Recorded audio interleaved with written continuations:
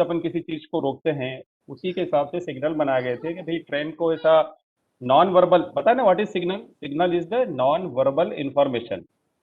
हम अपने हाथों के हाव भाव से या किसी अपने एक्शन से ये बता देते हैं कि हम क्या कन्वे करना चाहते हैं। तो उसी को सोचते हुए ये सेमाफोर सिग्नल का इनिशियली ये रखा गया था आर्म। आर्म से हम उस ट्रेन को रोकते थे और आर्म अपन नीचे कर देते थे तो ट्रेन जा सकती है। इसी पैटर्न पे ये सेमाफोर सिग्नल का डिजाइन किया गया था, जो अपन आम आम अपनी बोलचाल की भाषा में बोले या अपने दैनिक डे टू डे वर्किंग में बोले, जैसे हाथ से अपन चीजें रोकते हैं फिर उसको आगे अलाउ करते हैं। ओके, अब एडवांटेज ओवर सेमाफोर सिग्नल, मतलब सेमाफोर सिग्नल में अपने को क्या क्या रिस्ट्रिक्शन थी जो हमने कलर लाइट करने से उसको दूर कर दी है। आप सब लोग इसे जानते ही है, फिर भी फटाफट मैं रिपीट कर देता हूँ। सेमाफोर का सबसे बड़ा डिसएडवांटेज क्या था कि वो रात को तो आर्म दिखती नहीं थी, रात को फिर बत्ती दिख, उसमें एक केरोसिन लैंप रखना पड़ता था। तो इसके अंदर क्या है, सीएलएस में ये कोई दिक्कत नहीं, रात हो या दिन हो एस्पेक्ट अपना सेम रहता है। दूसरा, उसका जो विजिबिलिटी है वो बहुत अच्छी होती है, और अब तो जब से एलईडी आ गई है विजिबिलिटी और बढ़िया हो गई है। उसके अंदर नेक्स्ट क्या था कि मूविंग पार्ट थे। माइक बंद करें। बच्चा है यार, चलता है। एक घर, यागी जी घर के यही तो मजे हैं, बच्चों को भी लगता है कि पापा कुछ तो करते हैं। एनीवे, ये तो सब चीजें आपको पता ही है, मैं स्लाइड में और पढ़ रहा हूँ अगर। हाँ चलो आगे करते, आवाज हो गई कम है ना, ठीक है। तो these are the certain advantages of serious signalling और सीरियल सिग्नल और सेमाफोर सिग्नल। कोई सी नई चीज नहीं है, आपको सबको पता है, आप लोग सब पुराने लोग हो, काफी टाइम से इस फील्ड में काम कर रहे हो।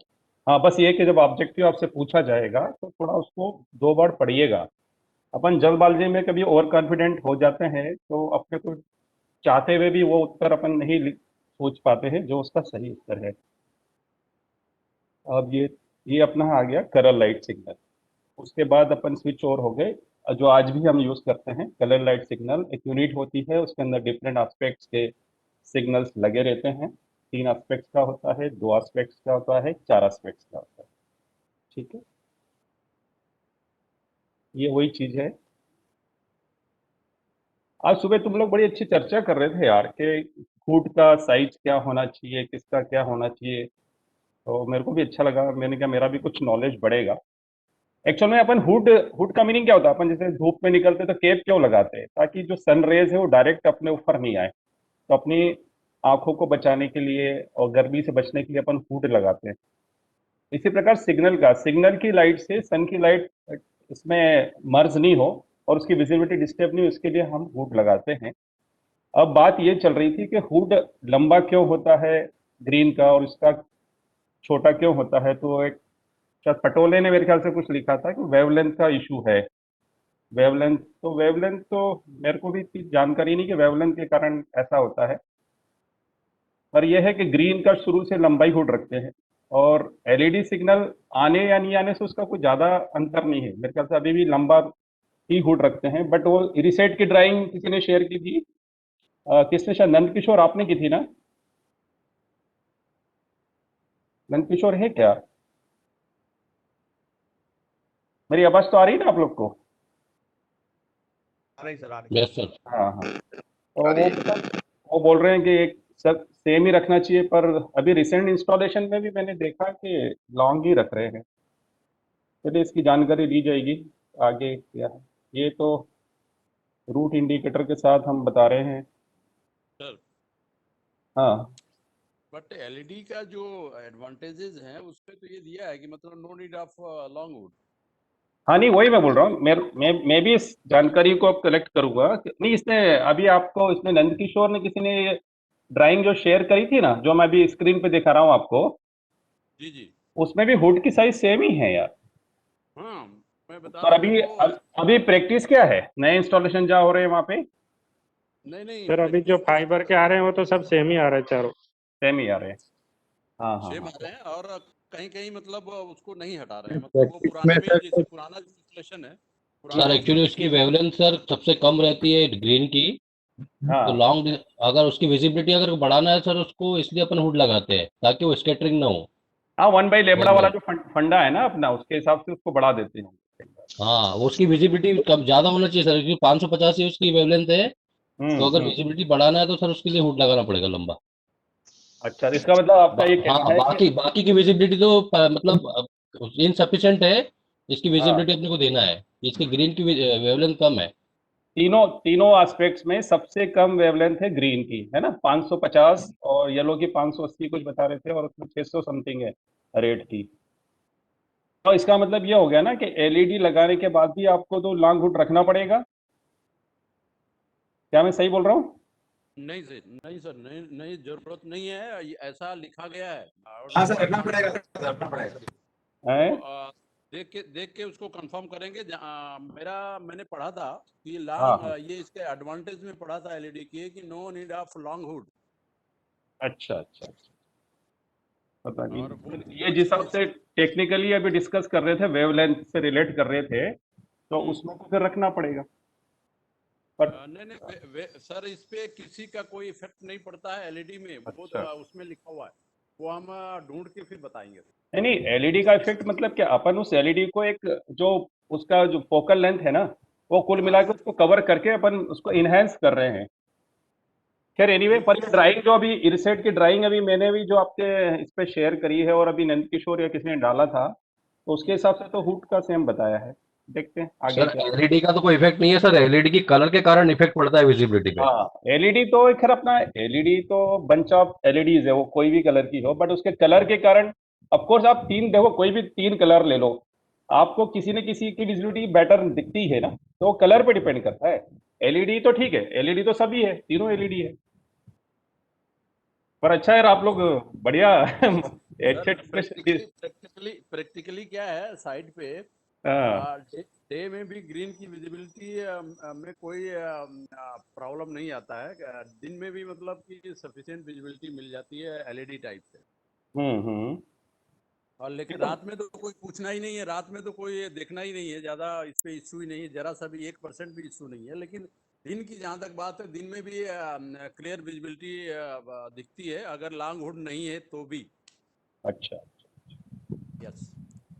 चलिए नहीं, कुछ पर्टिकुलर टाइम होता है ना, शाम का 4-5 बजे होते हैं ना कभी कभी। नहीं नहीं, कुछ नहीं, हम लोग तो फुट प्लेट सर, हम लोग तो फुट प्लेट महीने में कम से कम 10-15 करते हैं। ओके। हाँ, ये तो पुरानी बात है जो अब ऑब्सोल्यूट हो गई। अब तो ना तो लेंस है, ना सिग्नल लैंप है, ना ट्रांसफार्मर है, बट चूंकि ये सिलेबस का पार्ट है तो आपको सबको पता ही है, एक वो लेंस सारे होता है। सब खत्म हो गए सर, वो सब कोई इश्यू ही नहीं। हाँ, कोई इशू नहीं है। पर यार पहले तो बहुत काम बहुत था यार, अब काम कम हो गया पहले से। नहीं सर, काम कम नहीं हुआ है, करते थोड़ा सा करते बाद में बात टेक्निक कर, बाद में बात करते चेंज हुआ है। नहीं तो आप ट्रैक चेंज हो जाएगा अपना भी, है ना। चलिए, ये तो लेंस वेंस जाने दो इसको। अपन पता है ना, दो लेंस लगाते थे reduction in the focal distance कम करने के लिए, और अपनी जो भी स्कैटर होती थी लाइट उसको इकट्ठा करने के लिए, पैरेलल बीम जिससे जाए, इससे अपनी क्या विजिबिलिटी थी वो काफी अच्छी इंप्रूव हो रही थी, है ना। अब ये तो सब मीनिंग नहीं है, सिंगल लैंप बोर्ड पर छोड़ दीजिए आप इसको। एमईसीआर भी एक जमाने में एमईसीआर का हर कोई पूछता था, एमईसीआर बनाया क्या, पर अब तो कोई पूछता नहीं क्योंकि इसकी जरूरत ही नहीं है। एलईडी सिगरेट, इसके ये स्पेक्स है। अभी तो इसके बाद फर्दर एक और आ गया है, कंपोजिट एलईडी भी आ गई है। अभी तो मेरे को लगता है नए वर्क में सब जगह कंपोजिट एलईडी लग रही होगी, है ना। ओके, डायोड ये तो ठीक है, इसका कोई लेना देना नहीं। अब ये भी सब टेक्निकली चीजें हैं। आपको देखो, दो चीजें, या तो आपको नॉलेज बढ़ाना है या आपको एग्जाम पास करना है। अगर एग्जाम पास करना है तो भी एग्जाम पे कॉन्सेंट्रेट करके, अब ये सब चीजें मेरे को लगता है कोई ऑब्जेक्टिव में भी आपसे नहीं पूछेगा। वही है, फिर से ये एलईडी सिग्नल दिखाया गया है, नीचे लाल है, ऊपर वो मे बी ग्रीन, फिर दो एस्पेक्ट का ही है सिग्नल। अब इसके भी डिसएडवांटेज बता रहा है, disadvantage of colour light signal. मतलब आपको ये लैंप वाली सर्किट की बात कर रहा है ना। पास में जाते तो आपको जितना दूर जाते हैं आपको विजिबिलिटी अच्छी दिखती है, ग्लेयर एट नाइट में होता है। तो ये भी छोड़िए ना, इसको क्या करने का। Silent feature LED, there is no phantom effect. सबसे पहला एडवांटेज एलईडी सिग्नल का यही है कि उसको कोई फैंटम इफेक्ट नहीं है। दूसरा, LED lamp is pre focus and do not need external lenses. मतलब ये जो अपन बोलते थे ना यार इसकी फोकसिंग एडजस्ट कर दो, आज भी पता है काफी लोग बोलते हैं अरे यार इसकी विजिबिलिटी ठीक है, इसकी फोकसिंग एडजस्ट करते हो। हमारे जो स्मार्ट ये समझते बोलते हैं हाँ सर फोकसिंग में ठीक करता है, वो कुछ भी नहीं करता है और कुछ कर भी नहीं सकता है। बट है कि इसमें अगर फोकसिंग का कोई जरूरत नहीं होता, ऑटो फोकस होता है। अभी बाकी तो वही है, अपन एलईडी लैंप उसी यूनिट में लगा सकते हैं जो ऑलरेडी एग्जिस्टिंग है, मतलब आपको यूनिट बदलने की जरूरत नहीं है। अब वही है कि अपन जब बल्ब निकालते थे ना तो बहुत बार क्या होता था, बल्ब निकाल के थोड़ा सा लेट हो जाते थे तो अंदर से लाइट गिरती थी ना कांच के ऊपर, तो उसको ड्राइवर को बहुत बार कंफ्यूजन होता था। एलईडी में ऐसा नहीं है, एलईडी में तो आप पूरा हटाओगे तो ब्लैंक हो जाएगा वो। तो ये एक मेजर एडवांटेज है सेफ्टी पॉइंट ऑफ व्यू से। और सबसे बड़ा एडवांटेज जो है वो ये है कि एलईडी अपना बहुत कम करंट रहती है, तो अपना काफी पावर सेविंग होता है इसमें। This is the main advantage of LED signal. Milliamps में करंट लेती है 110 120 मिली एम्प्स, ठीक है। और बल्ब के कंपैरिजन में ये बहुत कम है और ये अपना मेजर सेविंग है। अपन ने जब एलईडी का जस्टिफिकेशन दिया था ना अकाउंट्स में, तो ये एक सब्जेक्ट लिखा था कि हम एलईडी सिग्नल इसलिए लेना चाहते हैं कि हमारा पावर कंजम्पशन कम हो जाएगा और ओवरऑल रेलवे को इसका फायदा होगा। और एसी इम्यूनाइजेशन तो फिर है ही, अपन आ रही मोस्टली थोड़ा अभी नहीं तो कल आ रही तो सब जगह आना ही है।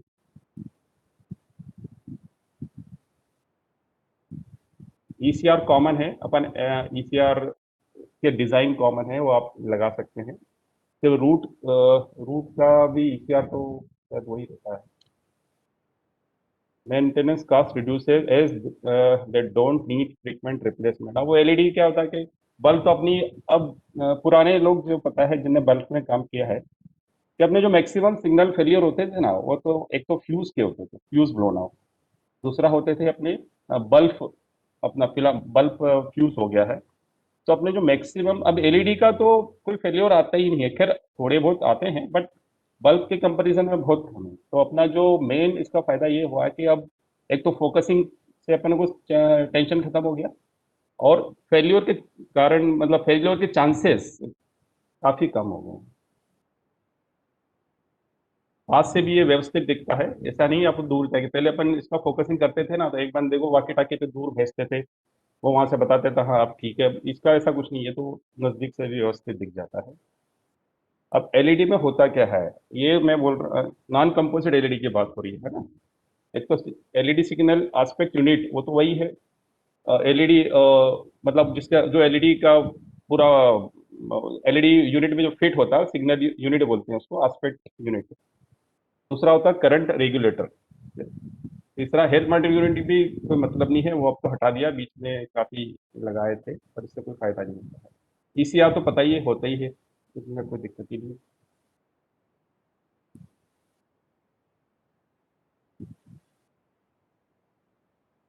ये तो वही है कंस्ट्रक्शन के बारे में है। एलईडी लैब में क्या 80% जो उसका एलईडीज होती है they are paid to create the high illumination signal that is required by the. अच्छा कुछ एलईडीज में अगर चली भी जाती है ना तो अपने को ज्यादा उसमें अंतर नहीं आता, आपका ईसीआर जब तक पिकअप होगा आपकी गाड़ियाँ चलती रहेगी। ये उसका एक फोटो दिया है, ठीक है। अब इसके कंस्ट्रक्शन के बारे में लिखा है कि it comprises of A cluster of LEDs in series and parallel combination. कुछ एलईडीज में सीरीज में होती है, कुछ पैरेलल में होती है, ऐसा कुछ लिखा है इसमें। LEDs in a single aspect are arranged in more than one array so that in event of failure of a single LED whole unit does not become blank। ये उसके फीचर्स हैं, उसको आरडीएसओ ने जो स्पेक्स दिए हैं उसके हिसाब से ये जो सप्लायर है वो इसको बनाता है, उसका अरेंजमेंट ऐसे करता है कि वो अगर थोड़ी बहुत एलईडी अगर आपकी फ्यूज भी हो गई तो वो it won't create problem for us. ये पढ़ लेना यार, इसमें कोई विशेष है नहीं, ये उसी के बारे में बता रखा है।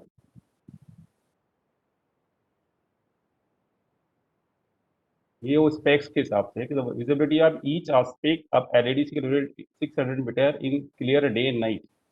ऐसे तो 1-1 किलोमीटर से दिखता है, बट मिनिमम 600 मीटर है। Visibility of route indicators 200 metre. The minimum illumination of LED signal unit measures at a distance of 1.5 metre in the axial direction. Red aspects 50 lux. Lux उसकी वो इंटेंस वो होती है, unit होती है कि वो कितने लक्स जनरेट करती है। लाइट में आपने फिजिक्स में सब पढ़ा ही होगा ये चीज़ें, तो ये तो सब टेक्निकली चीज़ें हैं। ठीक है,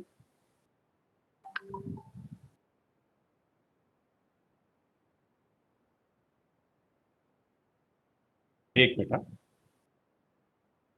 क्योंकि ऑफिस भी चलता रहता है ना यार साथ साथ। एलईडी कैन ड्रॉ, ये क्या बोल रहा था, filament dam either draw current. ठीक है, ये तो चल रही है। Design of LED arrays is such that with failure of one LED, ये तो मैं पहले ही अपन चर्चा कर चुके हैं कि एक एलईडी अगर फेल होगा तो उसमें कुछ अपना इम्पैक्ट होना नहीं चाहिए, और होता भी नहीं। कलर्स ऑफ एलईडी सिग्नल, ये वही तकनीकी चीजें लिखी हुई है, तो एक्स कोऑर्डिनेट वाई कोऑर्डिनेट, इसमें अपने को जाने की जरूरत नहीं है। खासकर अपने को तो एग्जाम पास करना है। और आप लोगों के एग्जाम का रिजल्ट काफी लोग इंतजार कर रहे हैं, पता है क्या कि कौन कौन कर रहे हैं कि सब लोग पास हो जाए? हाँ सर, कौन लोग इंतजार कर रहे हैं कि सब लोग पास हो जाए, 4 पोस्ट हमारी भर जाएं? बिल्कुल सर, बिल्कुल आप चाहेंगे तो भर जाएगी सर। अरे नहीं, वो लोग कर रहे हैं, खास वो लोग आपके लिए अगरबत्ती लगा रहे हैं जिनको ट्रांसफर चाहिए।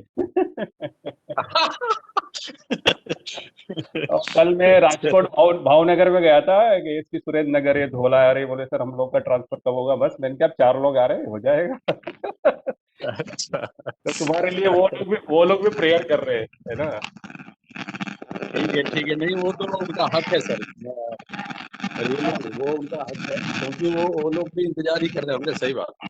नहीं, जो लोग एक्चुअल में क्या, जो लोग सिंगल रहते हैं ना यार, उनको रहता है, फैमिली का रहती है, डबल स्टेब्लिशमेंट हो जाता है। और अभी सर भी बढ़िया सबको एडजस्ट कर देंगे, सीएसपी सर ने बोला, काफी एश्योरेंस दिया है ना? Right right right. Effect of current छोड़ रहा है।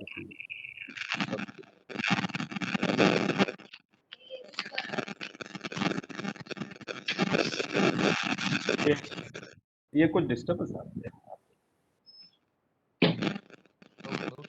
The degradation of LED colour after half an hours. अभी ये एलईडी बदलने की पीरियोडिसिटी भी नहीं है ना, पहले अपन था ना कितने घंटे ऑपरेशन हो जाए, तो एलईडी का भी जब यूज होगी तभी आपको बदलना है। तो ये भी एक फायदा है। पहले आपको ध्यान, अपन एक रजिस्टर एसएमसी मेंटेन करते थे, उस पे जाके शायद 2 घंटे पर डे अपन ग्रीन का लेते थे, 4 घंटे येलो का, और rest of hours per red, उसका कैलकुलेशन करके वो अगर फ्यूज ग्रीन होता था हम उसको बदल देते थे। एलईडी में ऐसा कुछ नहीं है। करंट रेगुलेटर, अब तो करंट रेगुलेटर धीरे धीरे अब्सोल्यूट होने वाला है, क्योंकि अब कंपोजिट एलईडी आ रही है।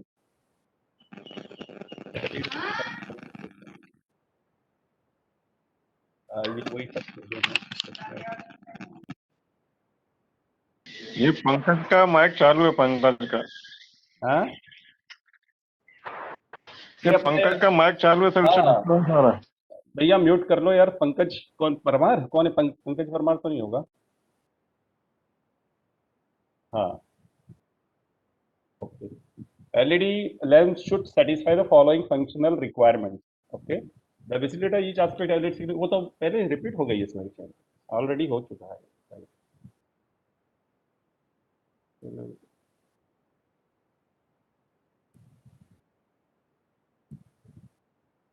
अभी मेन एलईडी में अच्छा, ये तो ठीक है, इसकी अब जरूरत थी तो आपको ये चीजें बता रहा था। अभी जो एलईडी में पता है ना कौन कौन से सप्लायर है जो अपने को एलईडी सप्लाई करते हैं, ये भी एक थोड़ा सा प्रश्न आता है। अभी मोस्टली तो पावरटेक, पहले पावरटेक था, अभी जनरल ऑटो वाला भी अपने को सप्लाई करता है। और पहले इनिशियली सनार्थी का था, वो आजकल सनार्थी का तो आता नहीं है। अपने मैक्सिमम वेस्टर्न रेलवे में जनरल ऑटो इंजीनियरिंग जे GAC का लगा हुआ है ना, तो वो उसका ध्यान रखिएगा। और इसमें मेन एक रूट का इसमें नहीं दिया है।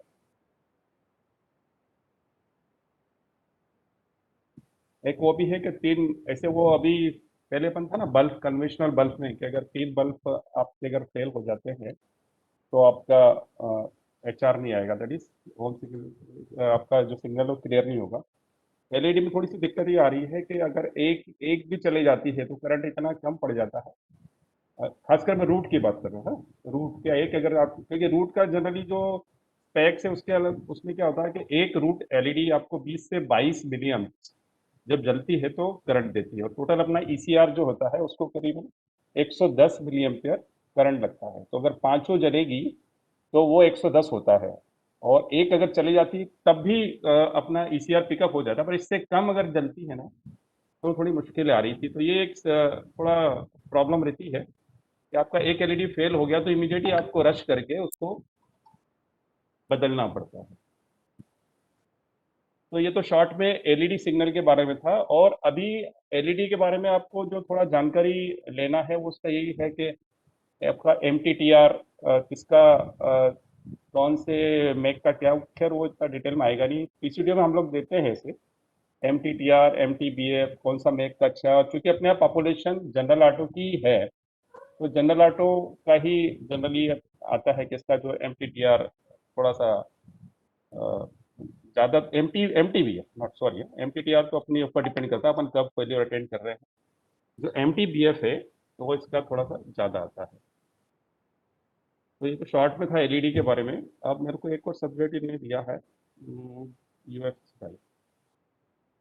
ऑटो सिग्नलिंग वाले ने तो शायद UFSBI के बारे में शायद ज़्यादा उनको काम पड़ता भी नहीं है, उनने देखा भी नहीं होगा। तो UFSI जनरली अपन लगाते हैं एब्सोल्यूट ब्लॉक सिस्टम में, दैट इज ब्लॉक वर्किंग के लिए। जहाँ कन्वेंशनल ब्लॉक होते थे ना, जैसे एनपीटी ब्लॉक होता था, डायडो ब्लॉक होता था, उसकी जगह अभी अपन लगा रहे यूनिवर्सल सेल से ब्लॉक इंटरफेस। और आने वाले अब जो नेक्स्ट आएगा ऐसे तो टिकास आ जाएगा तो ये ब्लॉक ब्लॉक भी सब हट जाएंगे। पर अभी एब्सोल्यूट में जहाँ पे भी अपन लगा रहे हैं वहाँ पे अब तो ना तो सीमेंस का ब्लॉक लग रहा है डबल लाइन में, या सिंगल लाइन की ब्लॉक करे बात करें तो डाइडो भी नहीं लग रहा है, पुश बटन भी लग रहा है। अब जो भी नए ब्लॉक इंस्ट्रूमेंट आ रहे हैं वो सब अपने यूनिवर्सल फेल से ब्लॉक इंटरफेस टेक्नोलॉजी पे बेस्ड है, उनको यूएफएचबी अपन लोग बोलते हैं। तीन चार अभी अभी दो पहले तो डेल्ट्रॉन ही बनाता था इसको, बट अभी एक वेबफिल करके कंपनी भी आई है, वो भी काफी वो भी इसमें इंटर किया है। और अपने वेस्टर्न रेलवे में भी बड़ौदा में लगे हैं और मेरे ख्याल से अभी RVNL वाले भी वेबफिल के ही लगा रहे हैं। स्पेक्स तो दोनों के सेम है, मैन्युफैक्चर अलग अलग है। डेल्ट्रॉन का तो चूंकि अपन इतने सालों से काम कर रहे हैं तो वही अपन लोग काफी फेमिलियर है उस चीज के लिए। तो डेल्ट्रॉन के बारे में थोड़ा सा इसमें दिया है कि भाई ये क्या है ब्लॉक आपका। अब ये तो आपको पता ही है कि नॉन कोऑपरेटिव ब्लॉक है, इसमें ऐसा नहीं कि वो भी दबाएगा तब जाके हैंडल घूमेगा जैसा आपने कन्वेंशनल में हुआ करता था ना एनबीटी में, क्या अगला स्टेशन बी दबाएगा तो फिर स्टेशन ए उसको ऑपरेट कर सकता है। ये नॉन कोऑपरेटिव है, यूजर फ्रेंडली है, पुश बटन टाइप है, इसमें कोई मैकेनिकल पार्ट नहीं है ना। और इसका सबसे बड़ा एडवांटेज पता है, जब हम लोग आए थे तब बोल रहे थे यार ये आ गया तो अब गार्ड को हटा दिया जाएगा, बट अनफॉर्चुनेटली अभी तक बिना गार्ड के कोई गाड़ी चलती नहीं है। फिर इसका मेन एडवांटेज जिसके लिए इसको डिजाइन किया गया था कि भाई इसके आने से जो लास्ट व्हीकल वेरिफिकेशन है वो अपने आप ही हो जाएगा। भाई जितने आपके एक्सेल गए हैं उतने एक्सेल अगर इन हुए उतने ही आउट हो गए हैं तो आपका ब्लॉक नॉर्मल हो सकता है। बट शुरू में सुन रहे थे पर अभी इतनी हिम्मत कर नहीं पाए हैं कि हम गार्ड को इससे रिप्लेस कर पाए हैं, पर हो सकता है फ्यूचर में ये एप्लीकेबल हो जाए। तो मैं थोड़ा सा पढ़ देता हूँ। It is a non cooperative user friendly push button type block instrument capable of providing the last vehicle detection in the both single line and double line. This is the main advantage. इसी के लिए इसका concept आया था कि भाई एक तो कुछ पार्टिंग हो जाता है कभी बहुत बार पता नहीं चलता, तो इसमें तो जब तक जितने एक्सेल गए उतने एक्सेल आएंगे ही नहीं दूसरे स्टेशन पे तब तक आपका ब्लॉक ही नॉर्मल नहीं होगा। अब ब्लॉक नॉर्मल नहीं होगा तो आप लास्ट व्हीकल वेरिफिकेशन वाला काम हो गया कि भाई ठीक है एक कुछ एक्सेल रह गए मतलब समथिंग इज देयर। तो this is the main advantage. दूसरा block panel provided offer audio video indication for all vital information। Self explanatory है, जब उसमें सब कुछ आता है, गाड़ी निकली तो भी बजर बजता है, इंडिकेशन भी आता है, लाइन क्लियर से लाइन POL हो जाता है, वो भी मास्टर को पता चलता है। Next, interlocking circuits and input oblique output through Q series relay. इसमें बंच ऑफ रिलेज होते हैं, इसमें मक्स होता है, आपको ध्यान हो तो उसके अंदर बहुत सारी रिले लगी रहती है। तो उसमें ये अच्छा, ये दोनों आरी और नॉन आरी दोनों के लिए फिट होता है ना। इसके अंदर जो क्यू सीरीज रिले में कुछ क्यू एक दो रिले QL1 वगैरह रिले होते हैं, लेच रिले, एक या दो नहीं, जो TPR होती है इसके अंदर, अब वो शायद मेरे ख्याल से एमिनाइजेशन वाली ही होती है, तो आप इसमें भी इसको लगा सकते हैं। एक minute, the system is media independent, that is works on copper cable OFC microwave without tampering the fail safety of the operation. अपने यहाँ तो मोस्टली इनिशियली अपन ने इसको स्टार्ट किया था क्वाड केबल पे लगाना, फिर बाद में बात चली कि भाई यार अब तो रिडंडेंसी का जमाना है, रिडंडेंसी आप समझते हैं ना, एक बंद हो जाए तो दूसरे पे चलना चाहिए। तो उस टाइम ये कॉन्सेप्ट आया कि अगर आपका माइक्रो इस पे क्वाड पे चल रहा है और अगर क्वाड कट गई तो फिर क्या ब्लॉक फेल हो जाएगा। फिर बाद में इसको हमने OFC पे भी, OFC कुछ चैनल बन जाती है, उस चैनल पे भी चलाने लगे। अब तीसरा वर्जन और आ गया कि इसके अंदर ऑटोमेटिक मीडिया चेंज ओवर भी है। सपोज आपका कापर कट गया तो जो सिस्टम है आपका वो ऑटोमेटिक OFC पे आ जाता है। अच्छा, जो NF रेलवे है वहाँ तो ये रेडियो पे भी चलता है। जो बड़े ब्लॉक सेक्शन होते हैं ना, इनका देखो अभी क्वाड की तो लिमिटेशन है और 18 किलोमीटर से ज़्यादा आप एक्सेल काउंटर क्वाड केबल पे चला नहीं सकते, वो चलता ही नहीं है। बाकी जो NF रेलवे है वहाँ तो ब्लॉक सेक्शन बड़े बड़े होते हैं, तो वहाँ रेडियो के थ्रू भी ये इसको वर्किंग में ला रहे हैं। The system is triple modular redundant which means increase in availability. वही है, अगर रिडंडेंसी होगी तो आपका अवेबिलिटी बढ़ेगी। आजकल जो फंडे चल रहे हैं ना वो यही चलते हैं, अवेबिलिटी होना चाहिए, रिलायबिलिटी होना चाहिए, तो वो उसी का पार्ट है कि इसमें आपकी अवेबिलिटी ज़्यादा रहती है। एक अगर चले भी गया तो आदमी को रश करने की जरूरत नहीं, उसको इन्फॉर्मेशन मिल गई, तब तक दूसरे पे आपका सिस्टम चलता रहेगा। ठीक है, तो दीज आर द मेन, ये तो इंट्रोडक्शन है, यही इसके एडवांटेज भी है। अब देखो, मैं पहले ही बोला था कि ये जिस the system works on as per absolute block system incorporating the features of block proving by axle counter. अच्छा, ये कॉन्सेप्ट भी मुझे समझने वाला है, block proving by axle counter. तो बोलता है ना BPSC, तो अपन क्या कंफ्यूज होते हैं, BPSC का मीनिंग होता है UFSBI, BPSC का मीनिंग UFSBI नहीं होता है। BPSC is the feature in the UFSBI, you got it. जैसे अपना अब block proving by axle counter का मतलब ये है कि आपका जो ब्लॉक है, मतलब जो ब्लॉक सेक्शन है, उसको प्रूव कौन करता है, एक्सेल काउंटर के थ्रू अपन प्रूव करते हैं कि भाई इतने ब्लॉक के अंदर एक्सेल गए और इतने बाहर आ गए। तो ये जो BPSC कॉन्सेप्ट है ये आप डायडो ब्लॉक में भी लगा सकते हैं, और लगे हैं बहुत सी जगह, SG सीमेंस वाले में भी लगे हैं, वहाँ पे भी अपन एक्सेल काउंटर ले लेते हैं और उसका जो वाइटल रिले है VR, उसका कॉन्टेक्ट अपन सर्किट में ले लेते हैं, ताकि उससे ये पता चल जाता है कि आपका जो ब्लॉक है वो क्लियर हो गया है, और उसके बाद ही आपका ब्लॉक सेक्शन क्लियर हो गया है, उसके बाद ही आपका ब्लॉक नॉर्मल होता है। तो इसके अंदर block proving by axle counter का फीचर इनकॉर्पोरेटेड है और वो मस्ट है, आजकल सब जगह लगाना है। वेस्टर्न रेलवे में मैक्सिमम जगह तो BPSC फीचर है, कुछ है मेरे ख्याल राजकोट भावनगर है, और कुछ पोर्शन आपका इधर त्यागी साहब का सेवलिया सेक्शन है, मेरे ख्याल से अभी बचा हुआ 4-5 स्टेशन, बावड़ी टुआ टिम्बा बरवाड़ा डिवीजन में, वहाँ पे भी बिल्कुल बिल्कुल सर, वहाँ- मेन लाइन पे भी है ना। नहीं, मेन लाइन तो पूरा हो गया त्यागी, और उधर नहीं, आपका मेन लाइन पे भी BPSC टाइप का वो लगा रखा है ना सर। नहीं, BPSC तो होना ही चाहिए, मैं बोल रहा जहाँ नहीं है अभी, क्या है कुछ जगह नहीं है, बाकी तो मैक्सिमम जगह है, कवर है। हाँ हाँ, नहीं लगा तो दिया, हर जगह लगा दिया। ये आपका जो ये पोर्शन है ना, पुराना डाइडो ब्लॉक अपना था ना, this one from Godhra to Sevalia, Sevalia onwards तो BPSC हो चुका है, तो उसमें तो ऑलरेडी ये फीचर इनकॉर्पोरेट हो गया। इसको प्रायोरिटी में एक्चुअल में लगाना था, पर अपन थोड़े से लेट हो गए उसके दिल में। अब हो सकता है डबलिंग में वहाँ कुछ होगा। नहीं, अब नहीं, डबलिंग तो हटा रहे हैं वहां से अभी, मेरे ख्याल से वो इश्यू हटा रहे हैं। अब इधर केवड़िया साइड में डबलिंग का वो चल रहा है। उसका तो सैंक्शन हो गया यार डबलिंग, आनंद गोधरा तो। अरे वो प्रोजेक्ट पूरा उठा के उधर ले जा रहे हैं, ऐसा सुनने में आ रहा है। ये तो हमेशा जब हम बोलते थे डिवीजन को, डिवीजन ये बोलता डबलिंग में लगा देंगे, डबलिंग में लगा देंगे, बाकी वो बहुत मस्त है से कुछ हो गया ना, नहीं, जाओ फिर हमारी मोदी पढ़ाई। जी का प्यारा प्रोजेक्ट केवड़िया है सर। चलिए ठीक है। वो इसलिए इसलिए ऐसा कुछ सुनने में आ रहा है। ओके, चलिए बढ़िया है। अब अपना इसका प्रिंसिपल एक बार फिर से मैं आपको रिफ्रेश कर दूं। The trains are worked on absolute block system, ठीक है। एब्सोल्यूट ऑटोमेटिक में कोई ऐसा यूआरपी का कॉन्सेप्ट नहीं होता है। Each block section is provided with an Excel counter to verify the occupation or clearance of the block section and indication on the block panel. कोई इसमें डाउट ही नहीं है ना। एक्सेल काउंटर लगा देते हैं आजकल, उसको एसएस डेक भी बोलते हैं, कोई एमएस डेक भी बोलते हैं। दैट इज एक्सेल काउंटर, मतलब जो एक्सेल को काउंट करे मोटे मोटी, उसमें बाकी और कुछ नहीं। It is not possible to obtain the last of signal to off unless line clear has been obtain from the station in advance. वो तो प्रिंसिपल ही है अपना, कोई सा भी हो। एनबीटी में भी यही था, जब तक लाइन क्लियर अपन नहीं लेते थे, अपन कोई LSS that is last of signal हम ऑफ नहीं कर सकते। तो इसमें nothing is new. It is not possible to take line clear unless block section and an adequate distance behind the first stop signal, that is home signal, of the station in advance is clear of the train. और block overlap clear होना चाहिए 180 metre, plus signal overlap 120 order 300 metre clear होना चाहिए।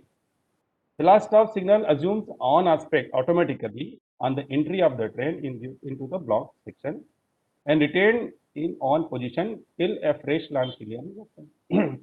वही होता है, जैसे वो ट्रैक ऑक्यूपाई करेगा आपका एडवांस का, वो अपने आप सिग्नल लाल हो जाएगा। और लाल कब तक रहेगा?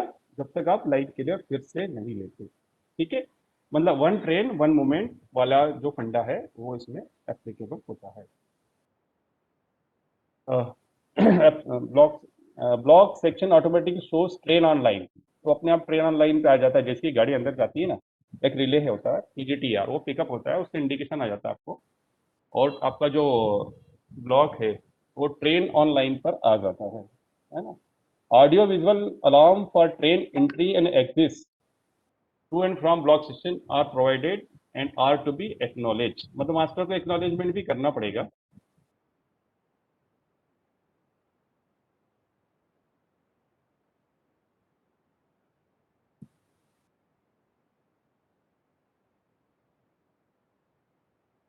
Sorry, line close feature is automatically after complete arrival of the train, मतलब जैसे कंप्लीट अराइवल हो जाएगा, आपके दो ट्रेन पिकअप हो जाएंगे, UIR1 UIR2 होने के बाद आपका जो ब्लॉक है वो ऑटोमेटिक आपका लाइन क्लोज पे चले जाता है। Line clear can not be taken without taking consent of the receive station, वो तो ठीक है, उसे पूछना ही पड़ता है रिसीविंग वाले से। Line clear cancellation is cooperative, अगर आपने लाइन क्लियर एक बार ले लिया और फिर आपको कोई वजह से बोला नहीं ये गाड़ी नहीं भेजनी यार, अगर आप सिंगल लाइन है, इधर से नहीं इधर से गाड़ी आएगी, तो फिर आपको अगर कैंसिल करना है तो फिर कॉपरेशन लगता है। Normally this block instrument is non cooperative for normal work, but line clear cancellation के लिए आपको कॉपरेशन लेना पड़ेगा। फिर टाइमर होता है 2 मिनट का, वो चलता है, उसके बाद ही लाइन क्लियर कैंसिल होती है और आप फ्रेश लाइन क्लियर ले सकते हैं। ये तो सिस्टम कंसिस्ट ऑफ, ये तो है कि उसमें वो ब्लॉक पैनल होती है ना। यूएफएसबीआई वो एक रिले, इसमें ब्लॉक पैनल होती है तो मास्टर ऑफिस में होती है। यूएफएसबीआई इंटरफेस एज पर आरडीएसओ सो एंड सो जो भी है, relay rack, block telephone, single section digital axle counter, इसमें जो एसएसडी डेक लिखा हुआ है, ये सब मिला के अपना पूरा यूएफएसबीआई सिस्टम बनता है, ठीक है। अब इसके बाद ये थोड़ा सा उसके बारे में मोस्टली आप लोगों ने देखा होगा मेरे ख्याल से, आपके जो सबर्बन वाले लोग हैं उन्होंने शायद ये बीपीएससी नहीं देखा होगा, बाकी तो सब लोग आजकल सभी सेक्शन में ऑलमोस्ट सब डिवीजन में लग चुका है। और ये इंडिकेशन का वो दे रखा है कलर, है ना, कि लाइन क्लोज पे क्या इंडिकेशन होता है। ट्रेन कमिंग फ्रॉम, जब अपन लेते हैं टीसीएफ जिसको बोलते हैं, उसमें ग्रीन इंडिकेशन होता है। उसके अदर स्टेशन पे ट्रेन गोइंग टू हो जाता है, उसमें ग्रीन होता है। जैसे टीओएल होता है, अच्छा इंडिकेशन भी देखें ना, जो टीओएल मतलब खतरनाक, उसको लाल किया बाकायदा, हाँ भाई ट्रेन आपके अब ब्लॉक सेक्शन में चलेगी, अब आप कुछ कर नहीं सकते। और जितने भी कॉपरेशंस होते हैं, जैसे आपका कैंसलेशन हुआ, कैंसलेशन इंडिकेशन हुआ, ये बाकी सब चीज़ें येलो में होती हैं। टेलीफोन तो दिख ही रहा है आपको, टेलीफोन होता है, और साइड में एक और बटन होता है, पुश बटन, उसको टॉक बैक बोलते हैं। एक उसको भी अगर आप प्रेस करते हैं तो दूसरे स्टेशन पे मास्टर के पास अलर्ट मैसेज जाता है और वो बात करता है। ये फिर से उसका फ्रंट व्यू है, उसमें क्या क्या चीज होती है। शंट इन की, शंट आउट की, एसएच के। अच्छा, ये एक तो आपको ये पता होगा इसमें एसएच के की क्या काम आती है, इसका मैं थोड़ा सा बता दूं। इसमें अभी चर्चा हो रही है कि इसको क्यों ना इसको निकाल दिया जाए। इस शंट की को घुमाने से क्या होता है, एक बाजू में एक एचकेटी लगी रहती है, या केएलसीआर कर दिया आजकल, तो वो शायद इसमें है कि नहीं पता नहीं इसमें नहीं। तो उसके कारण क्या, जैसे आप इसको घुमाते हैं ना, इस चाबी को आप टर्न करते हो, जिसमें आपको ये चाबी अगर आपको दिख रही हो तो इसको घुमाने से एक एचकेटी लगी होती है, और एचकेटी या केएलसीआर, इसमें से एक चाबी निकलती है। वो चाबी ड्राइवर को या तो दे देते हैं, या उसको मास्टर अपने पोजीशन में रख लेता है, और उसको ये अथॉरिटी होती है कि वो सिंगल लाइन में यूज होती है, डबल लाइन, सिंगल लाइन में शंटिंग कर सकता है बियॉन्ड द होम सिग्नल। ठीक है, बट ये चाबी निकलती है जब टीजीटी पोजीशन हो या लाइन क्लोज पोजीशन। जब टीसीए पोजीशन होगी, मतलब ट्रेन कमिंग फ्रॉम में, तो हम शंटिंग अलाउ करते नहीं। ये शायद आपको ऑब्जेक्टिव में इस टाइप के क्वेश्चन आ जाए इसके ऊपर से कि उसका बेल बटन का कौन सा कलर होता है ना, और आपका कलर भी पूछ सकते हैं, क्योंकि उनके पास ज़्यादा प्रश्न बनाने को होते नहीं ऑब्जेक्टिव में। कलर थोड़ा सा ध्यान रखिएगा। और अगर डबल लाइन में ऐसे ही इसमें लाइन शंट शंट की होती है एसएच के, ऐसे डबल लाइन में लाइन ब्लॉकिंग की होती है, आप कंफ्यूज हो जाओगे, अभी इसमें चलने दो। तो इसमें से इसको थोड़ा सा ढंग से देखिएगा, अभी जो मैं आपको डिस्प्ले कर रहा हूँ इसमें से एक प्रश्न शायद बन सकता है। ये वही चीज़ है, सॉरी यार मैं उल्टा चल गया।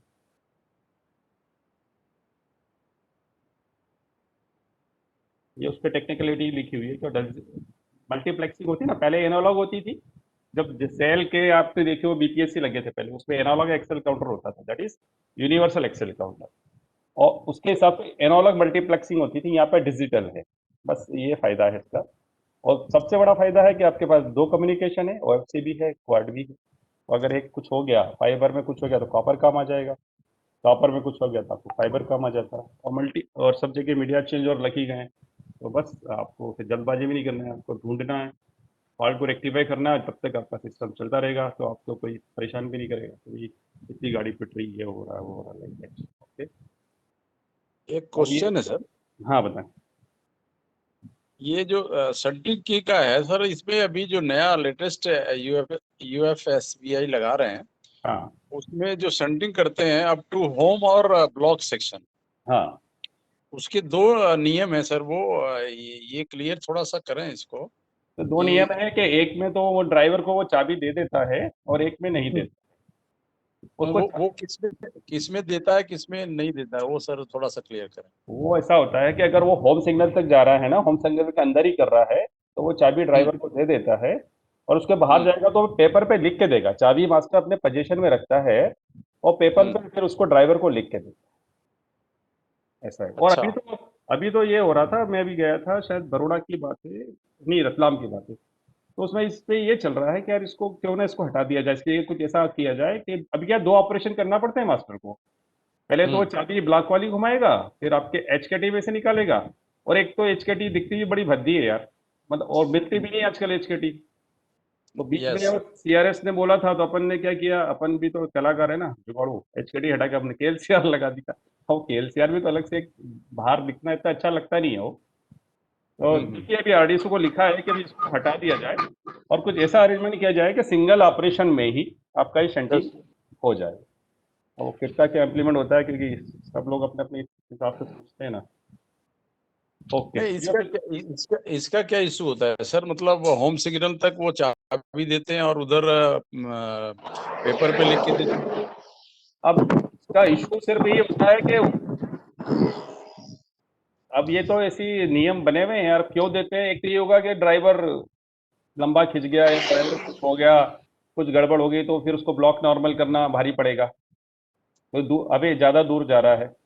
वो प्रैक्टिकली तो मेरे को लगता है कि होम सिग्नल तक भी कोई ड्राइवर, मतलब कोई मास्टर देते कि नहीं देते बात अलग है, बट तुम्हारी बात सही है कि ऐसा क्यों किया ये पता नहीं, बट इट्स देयर। नियम है। राइट सर, राइट, ठीक ठीक। हाँ, ये उसका अंदर का व्यू है जो जनरली रिले रूम में रहता है, आप सब लोगों ने देखा होगा। और मैं जहाँ पे जाता हूँ इंसिस्ट करता हूँ कि यार इसको आप इंस्टॉलेशन कराए ना तो थोड़े हाइट पे कराएं। अभी क्या होता है, ऐसे के ऐसे ही आदमी, मैंने काफी जगह देखा है अभी नए वर्ष में भी इसको क्या ऐसे ही फ्लोर पे रख देते हैं। जैसे देखिए आप जो लास्ट वाली रो है ना आपकी रिले की, जो आपको ये दिख रही होगी, जो मेरा कर्सर गया है, यहाँ पे अगर कोई कुछ प्रॉब्लम होती है, कांटेक्ट नहीं बन रहा, तो ये सबको लिटरली लेट के देखना पड़ता है, बैठे बैठे दिखता नहीं है उसको सब। तो ये कभी भी आप लोग क्या, जहाँ पे भी ये इंस्टॉलेशन हो रहे हैं, आप लोग ये इंसिस्ट करें कि 1 या 1.5 फीट के ऊपर एक छोटा फाउंडेशन बनाएं, उसके बाद इसको रखें। तो क्या होगा, आपके मेंटेनर को इसका मेंटेनेंस करना इजी होगा। इसका रिले कभी बदलना है तो देखिए आप, रिले एकदम जमीन पे हो गया तो उसको बदलना थोड़ा सा तकलीफ वाला होता है, और यही चीज 1 फीट 1.5 फीट ऊपर आ जाएगी तो इसमें कोई दिक्कत तो है ही नहीं। तो उसको आप थोड़ा, जहाँ पे भी नए नए काम चल रहे हैं, वो थोड़ा ये इंश्योर करना कि जहाँ पे भी आपको इसका ही आ रहा है, और रिले में जहाँ जहाँ भी इसका इंस्टॉलेशन हो रहा है, इसको 1 से 1.5 फीट ऊपर एक प्लेटफॉर्म बनाएं, उसके ऊपर इसको रखें, ताकि आपके मेंटेनर को हमेशा के लिए सहूलियत हो जाएगी। कोई भी रिले बदलना है, फेलियर को ट्रेस आउट करना है, तो अच्छा रहेगा। ठीक है। अब इसमें ये पता ही है आपको, 3 CPU होते हैं, है ना, और 3x2 पे ये काम करता है, मतलब 3 में से अगर 2 भी सही हुए तो आपका ये सिस्टम चलेगा। मतलब आपके पास 50% redundancy as far as CPU is concern available है इसके अंदर। और ये सीपीयू को हमेशा आप लोग जब इंस्पेक्शन पे जाते हैं तो देखना कि तीनों सीपीयू का जो भी एरर कोड है या जो कोड है वो एक जैसा, हाँ, थोड़ा म्यूट कर लेना उनको। हाँ, एक जैसा आना चाहिए। बहुत बार क्या होता है, अपना स्टाफ अपने को बताता नहीं है, और 2 पे चलने को तो 2 में 1 साल चल जाएगा, 2 साल चल जाएगा, बट आपको जो फैसिलिटी है रिडंडेंसी की, वो आपकी यहाँ खत्म हो गई। तो आप जब भी जाएं इसको बकायदा आप खुलवाइएगा। बहुत से लोग क्या है कि बस इंस्पेक्शन करके, आप जो भी है साइन करके ये करके आ जाते हैं, बट उसको खोल के देखने का, अच्छा इंडिकेशन अपने को क्यों दिए, मतलब इंडिकेशन बहुत इंपॉर्टेंट चीज है। अपन क्या है, इंडिकेशन पे ध्यान नहीं देते। अगर अपन इंडिकेशन की स्टडी कर लें, जैसे सिग्नल ग्रुप में इंडिकेशन होते हैं, पाइन ग्रुप में इंडिकेशन होते हैं, अब इंडिकेशन की अगर स्टडी कर लेंगे तो बहुत सी प्रॉब्लम आपकी वहीं से हो जाएगी।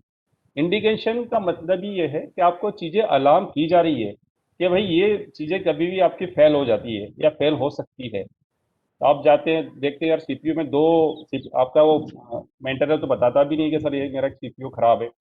आप जाएंगे फिर आपको लगेगा यार एक सीपीयू में अलग आ रहा है, एक में अलग आ रहा है, फिर वो खुद ही बोले हाँ सर ये तो पिछले 6 महीने से चल रहा है। अरे भाई 6 महीने से चल रहा है तो आपने कुछ एक्शन लिया कि नहीं लिया? अगर नहीं लिया उसने तो फिर अपनी ही जिम्मेवारी है, हमको एक्शन लेना है। तो इसको आप इंश्योर करें कि तीनों सीपीयू अपनी वर्किंग कंडीशन में होना चाहिए। ऐसे ही मैंने अभी भावनगर की बात है, मैं गया था वहाँ पे, अपने जो आईपीएस होते हैं ना, उसके जो एसएमआर है, उसका वोल्टेज शेयरिंग प्रॉपर नहीं हो रहा था। जनरली 120 118 100 ऐसा कुछ आता है, सब में एक में आ रहा था 96। अब 96 आ रहा था, मतलब वो अभी 96 से वो धीरे धीरे बैठेगा और पूरे सिस्टम को वो बिठा देगा। तो आप लोग को हमेशा जब भी इंस्पेक्शन में जाएं तो ये आईपीएस में भी खासकर ये देखना चाहिए कि अपने जो एसएमआर है वो प्रॉपर शेयरिंग कर रहे हैं कि नहीं कर रहे हैं।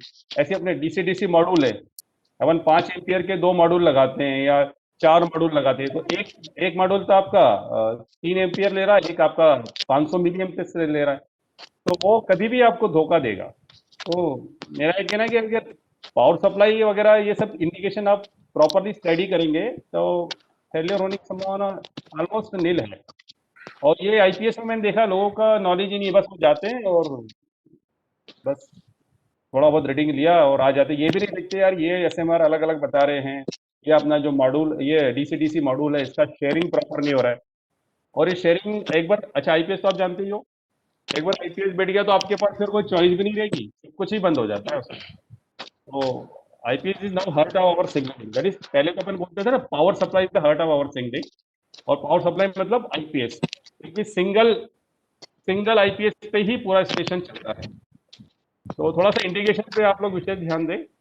और एक और चीज, सीपीयू वगैरह में भी ये नॉन पोटेंशियल कांटेक्ट होते हैं। नॉन पोटेंशियल कांटेक्ट से आपको, आप लोग जैसे मेरे तो जाने इधर नंदुरबार सेक्शन में तो उन्होंने बिल्कुल प्रोग्रामिंग कर रखी है कि 2 सीपीयू में से 3 में से अगर कोई खराब होता है तो एक तो एक्सेप्शनल रिपोर्ट भी जनरेट होती है, प्लस एसएमएस आ जाता है। आपका जो सेक्शनल एसआई है उसमें एक एसएमएस आ जाता है कि भाई एक सीपीयू आपका खराब है।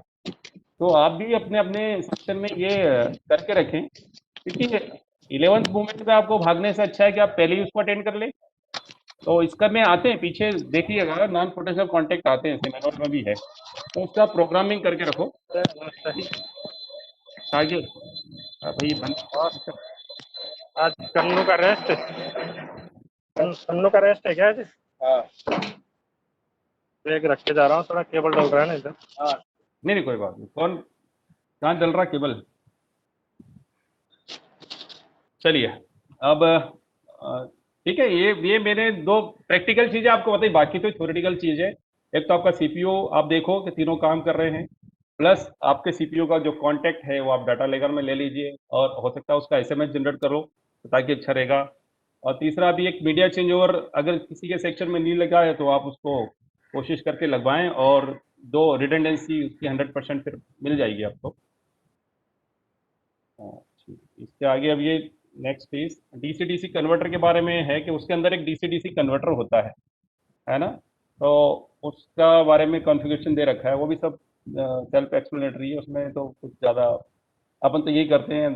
डीसी डीसी कन्वर्टर में क्या फेलियर होता है, या तो उसका फ्यूज जाता है या वो काम करना बंद कर देता है, अपन उसको रिप्लेस कर देते हैं। बाकी आप ज़्यादा इसमें R&D कर भी नहीं सकते।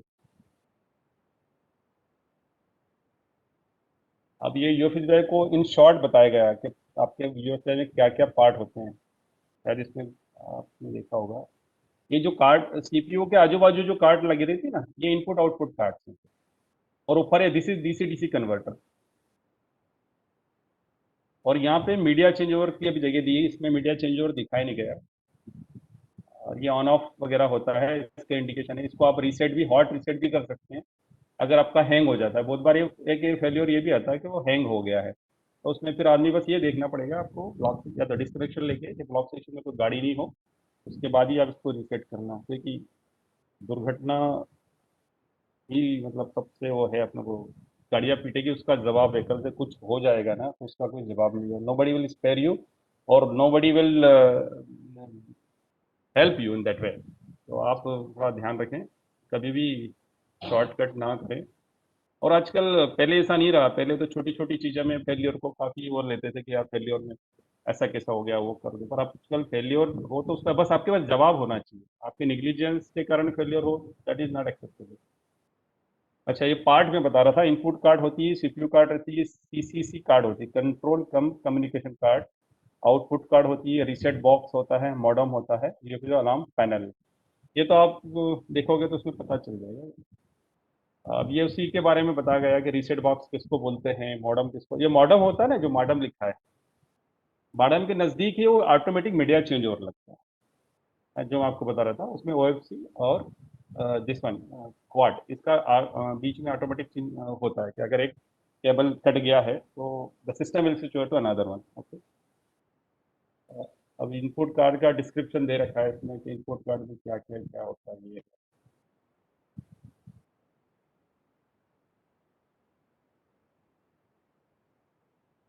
आउटपुट कार्ड, ये वही रीसेट बॉक्स है जो हॉट रीसेट होता है।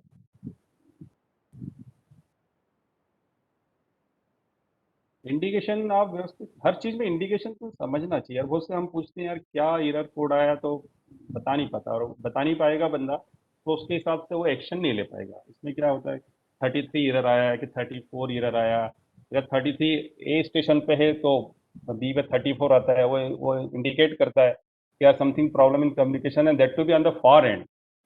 अगर इंडिकेशन की स्टडी आपने व्यवस्थित कर ली ना, तो फिर आपका फेलियर अटेंड करना बहुत आसान होता है।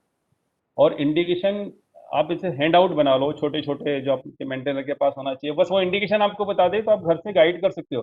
यार एक काम कर, या तो इनपुट कार्ड निकाल के उसको बदल दे, या सीसी कार्ड निकाल दे, या सीपीयू कर ले, और बहुत सीपीयू को निकाल के इंटरचेंज कर दे, या सीपीयू को एक बार मैं सिस्टम को एक बार बंद करके चालू कर दे। तो इंडिकेशन की स्टडी आपके लिए भी अच्छा है, आपको भागना नहीं पड़ेगा। आप घर पे बैठे जैसे अभी ऑनलाइन ट्रेनिंग कर रहे हो, और किसी ने बोल दिया तो आप फटाक से बोल दो यार ये बदल दे यार, तो उसके लिए भी अच्छा रहेगा। घर से आपको जाने की जरूरत नहीं है। कंफर्ट एवरीबॉडी, मतलब कंफर्ट तो हर कोई को पसंद है ना, तोड़ना किसको अच्छा लगता है। अगर कंफर्ट आपको चाहिए तो थोड़ी आपको मेहनत करना पड़ेगी, और मेहनत ये करना पड़ेगी कि जो जो वाइटल चीजें हैं उसके हिसाब से आपको उस बारे में जानकारी अपने घर से भी थोड़ी बहुत रखना पड़ेगी। हाँ, तो पूछोगे।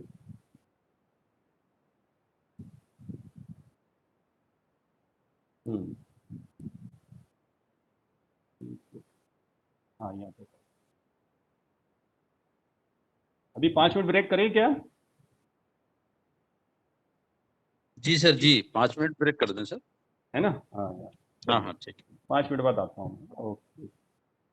हाँ।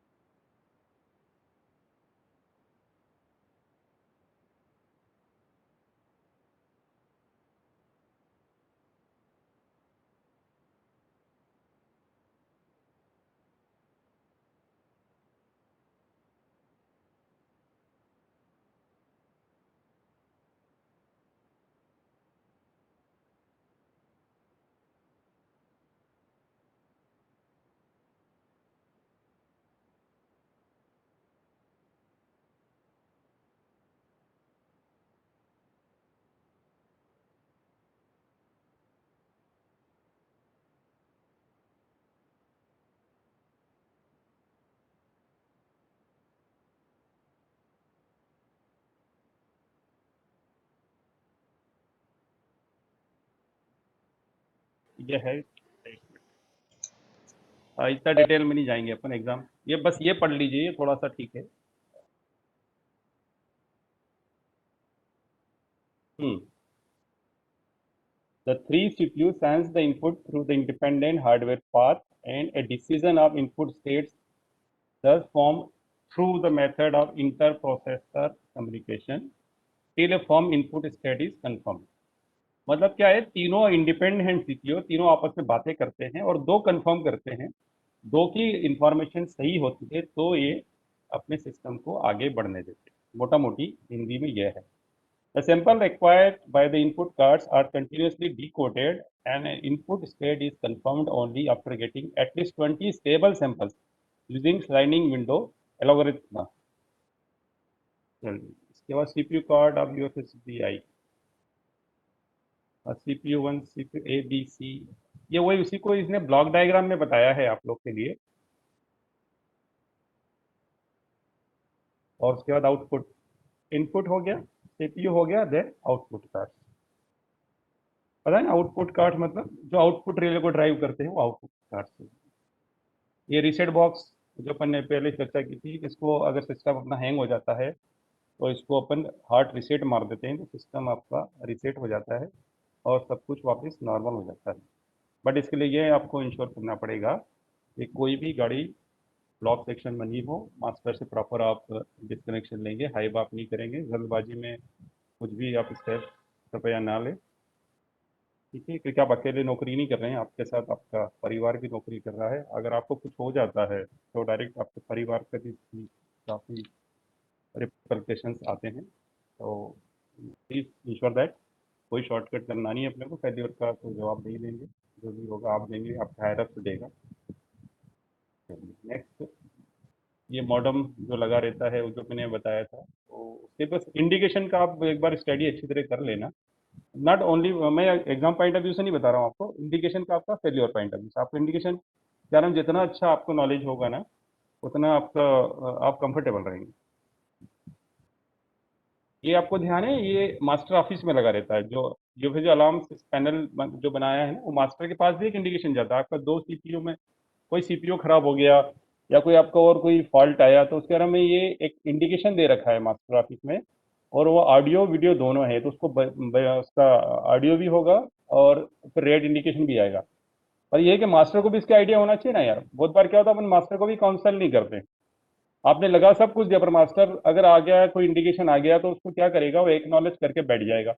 आपको अगर वो बताएगा ही नहीं तो आप उसको टाइमली अटेंड नहीं कर सकता, आप मतलब आपका मतलब आपका स्टाफ आप उसको ढंग से अटेंड नहीं कर सकता। तो आप मास्टरों को भी जब भी अपने इंस्पेक्शन में जाते हैं तो थोड़ा उनको काउंसलिंग कीजिए। अपने को लगता है अपन यार मास्टर तो बड़ा है, अपन उससे क्यों बात करें, ये है वो, ऐसा नहीं है। मास्टर को इतनी नॉलेज तो अपन दे ही दे ताकि वो अपने बेनिफिट में, अपन अपन अपने को कम से कम ये है कि वो टाइमली बता देगा तो अच्छा है, नहीं भी बताएगा तो उसका तो कुछ होना नहीं है, ठीक है? तो आप मास्टरों को बरोबर अपग्रेड करें, उनका नॉलेज आप बताएं उनको कैसे कर। बहुत से मास्टर को सीओ सी वाई ऑपरेशन नहीं आता है, बहुत से मास्टर को ये भी नहीं पता होगा कि जो अमीटर अपन ने पैनल पे लगाया उसका क्या महत्व है। तो आप लोग उनसे कम्युनिकेशन रखिए। बहुत से लोग तो मैंने देखा है कि इंस्पेक्शन करने जाते हैं मास्टर ऑफिस में जाते ही नहीं है। अरे उसका आप मास्टर ऑफिस में जाओगे और पैनल को ऑब्जर्व करोगे ना तो बहुत सी चीजें आपको पता लग जाएगी। आपको पता चला है कुछ बल्ब जल नहीं रहे हैं, कुछ बल्ब के जो पैनल के बटन है उनका कलर आपके फेंट हो गए हैं। तो आप ये कोशिश करें कि अगर आप 6-7 घंटे स्टेशन पे बिता रहे हैं तो एटलीस्ट आधा घंटे आप मास्टर के पास बैठिए। हो सकता है मास्टर आपको कोऑपरेट नहीं करे, आपको लगता है मास्टर बड़ा रूड है, और उससे अपने को कोई लेना देना है। अपने को तो ये देखना है कि हमारा कंफर्ट लेवल कैसे बढ़े, और हमारा कंफर्ट लेवल तभी बढ़ेगा जब मास्टर ज़्यादा जो भी अच्छा मास्टर होगा ना, जिसको इंटरलॉकिंग का नॉलेज होगा, जिसको सिस्टम का नॉलेज होगा, उसके टाइम देखिएगा फेल्योर बड़े कम आएंगे, क्योंकि वो बहुत कुछ वही उसको देख लेगा और वो अपने लेवल पे मेंटेनर को बता देगा, और वो मेंटेनर टाइम भी उसको अटेंड कर लेगा तो आपको पता भी नहीं चलता है बहुत कुछ चीज़ों का। तो ये सब इंडिकेशन सब मास्टर जो यूएफएसबी लगा रहता है ना उसके ऊपर लगा रहता है, और उससे उसको पता चल जाता है, उसको अलार्म मिल जाता है कि क्या दिक्कत है, और वो टाइमली एसएनटी स्टाफ को बता देता है। फिजिकल कंडीशन छोड़िए, इसमें कुछ नहीं। वागो टर्मिनल तो पता ही है आपको, सब जगह वागो वागो ही चल रहा है आजकल।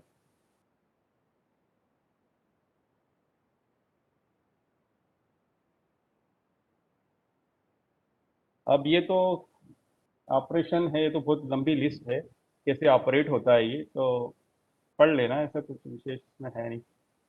इसमें जो आपको बस ये प्रश्न आ सकता है कि लाइन क्लियर लेने के लिए कौन कौन से बटन दबाते हैं, है ना? जब गाड़ी उसके अंदर ब्लॉक सेक्शन में घुस जाती है तो क्या इंडिकेशन आता है, ये ऑब्जेक्टिव पॉइंट ऑफ व्यू से खासकर अपने सबर्बन वालों को जिन्होंने ये देखा नहीं उनको थोड़ा सा पढ़ना पड़ेगा।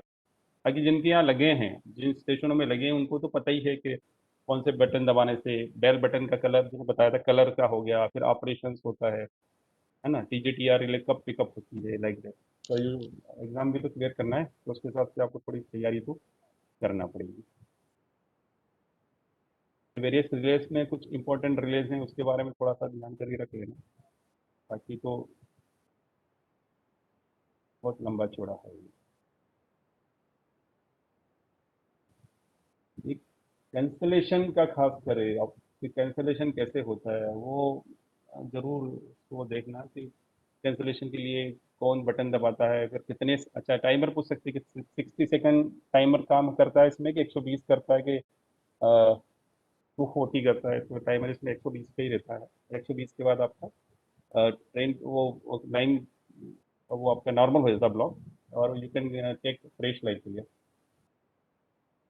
तो पुश बैक का जो मैं आपको बता ही रहा था शंटिंग की वाला, तो वो डबल ऑपरेशन करना पड़ता है इसमें। HKT शंटिंग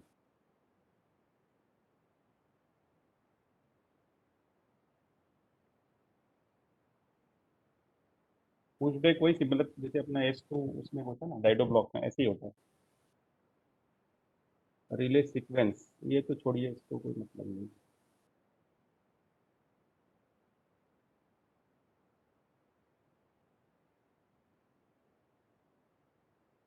अब ये इंस्टॉलेशन रिक्वायरमेंट जो कभी फुलफिल होती नहीं है, बट बोलते हैं कि SPCS clean dry well ventilated, ये आपको यहाँ तो मिल ही जाता है मास्टर ऑफिस में तो, बट डीलरों में बहुत सी जगह अभी भी AC वगैरह लगे नहीं है, तो थोड़ा सा मक्स में इशू आता है। अर्थिंग वैल्यू का इसका थोड़ा सा जरूर पूछेंगे कि 2 ओम से कम होना चाहिए, खासकर UFS। बाकी सिग्नलिंग इंस्टॉलेशन की तो पता है 10 ओम से कम होना चाहिए, विद इन 10 ओम होना चाहिए, बट इसका जो UFSBI का होता है वो 2 ओम होता है। EI का भी होता है, वो भी अपना ऐसे तो पॉइंट में आती है अपनी EI करते, बट उसका है कि 2 ओम से कम होना चाहिए। ये ये थोड़ा सा पढ़ लेना, इसके अंदर कुछ है इंफॉर्मेशन अगर चाहो तो।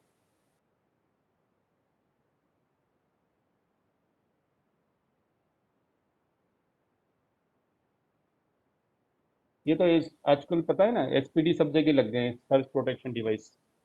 ABCD 4 तरह के होते हैं ये, है ना। ए तो वो होता है जो अपन पूरे उसके रिले रूम होता है उसी को पूरा अपन सर्च प्रोटेक्शन दे देते हैं।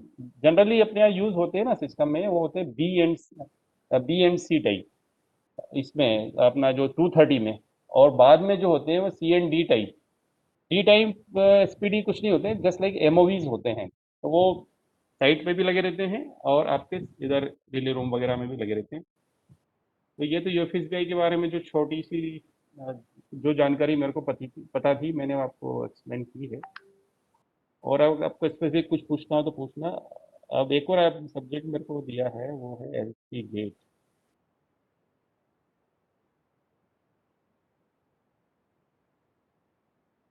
LC गेट के बारे में जानते हैं तो उसको LC गेट अपन क्यों बोलते हैं कि वो लेवल क्रॉसिंग मतलब उसी लेवल पे आपकी रोड व्हीकल भी जाएगी और उसी लेवल पे आपकी ट्रेन भी जाती है, इसी के लिए अपन उसको क्या बोलते हैं, लेवल क्रॉसिंग गेट। मतलब सेम लेवल जहाँ पे ट्रेन और रोड क्रॉस करती है, that is your LC gate. LC gate initially आपको बहुत तरह के होते हैं, पहले अपने को पता हो तो मैकेनिकल में भी बहुत तरह के विंग टाइप होते थे, फिर उसके बाद अपने मैकेनिकल लिफ्टिंग बैरियर टाइप आए हैं, और अभी लेटेस्ट वर्जन अपना चल रहा है, वो चल रहा है ELB, that is electrical lifting barrier. अभी मैकेनिकल तो ऑलमोस्ट अब नए तो लग नहीं रहे हैं, जहाँ पे भी है धीरे धीरे हम पीरियोडिकली इसको रिप्लेस कर रहे हैं ELB से, that is electrical lifting barrier. तो इसके बारे में जनरल आइटम है कि the section of the road eight which railway track and road crosses each other at the same level is called level crossing. मतलब ये नाम से पता चलता है ना, लेवल क्रॉसिंग मतलब सेम लेवल पे क्रॉस करना चीजों को। अब क्या करेगा, रेल क्रॉस करेगी और एक रोड क्रॉस करेगा। Next, road traffic and a rail traffic cannot be possible at the same time. So, to protect the rail traffic to road traffic and vice versa, barriers are to be provided, commonly known as LC gates. Level crossing gates are provided to protect the road user. These LCs are classified by the engineering department as per the para 902 of Indian Railway Freeway Manual on the basis of train TVU, train vehicle unit, है ना, इसको weekly अपन निकालते हैं, train vehicle unit, कितनी गाड़ियां गई, road vehicle कितने गए, दैट इज उसमें आ जाता है 2 व्हीलर, 3 व्हीलर, 4 व्हीलर, प्लस उसके कंपेरिजन अपनी ट्रेनें कितनी पास हुई, उसके हिसाब से एक फिगर आता है, और उसी फिगर के हिसाब से हम लोग इंटरलॉकिंग प्रपोज करते हैं। नॉर्मली इसका TVU अगर 20,000 से ज़्यादा होता है तो वो जो गेट है वो एलिजिबल होता है इंटरलॉकिंग के लिए। अभी तो यही है 20,000।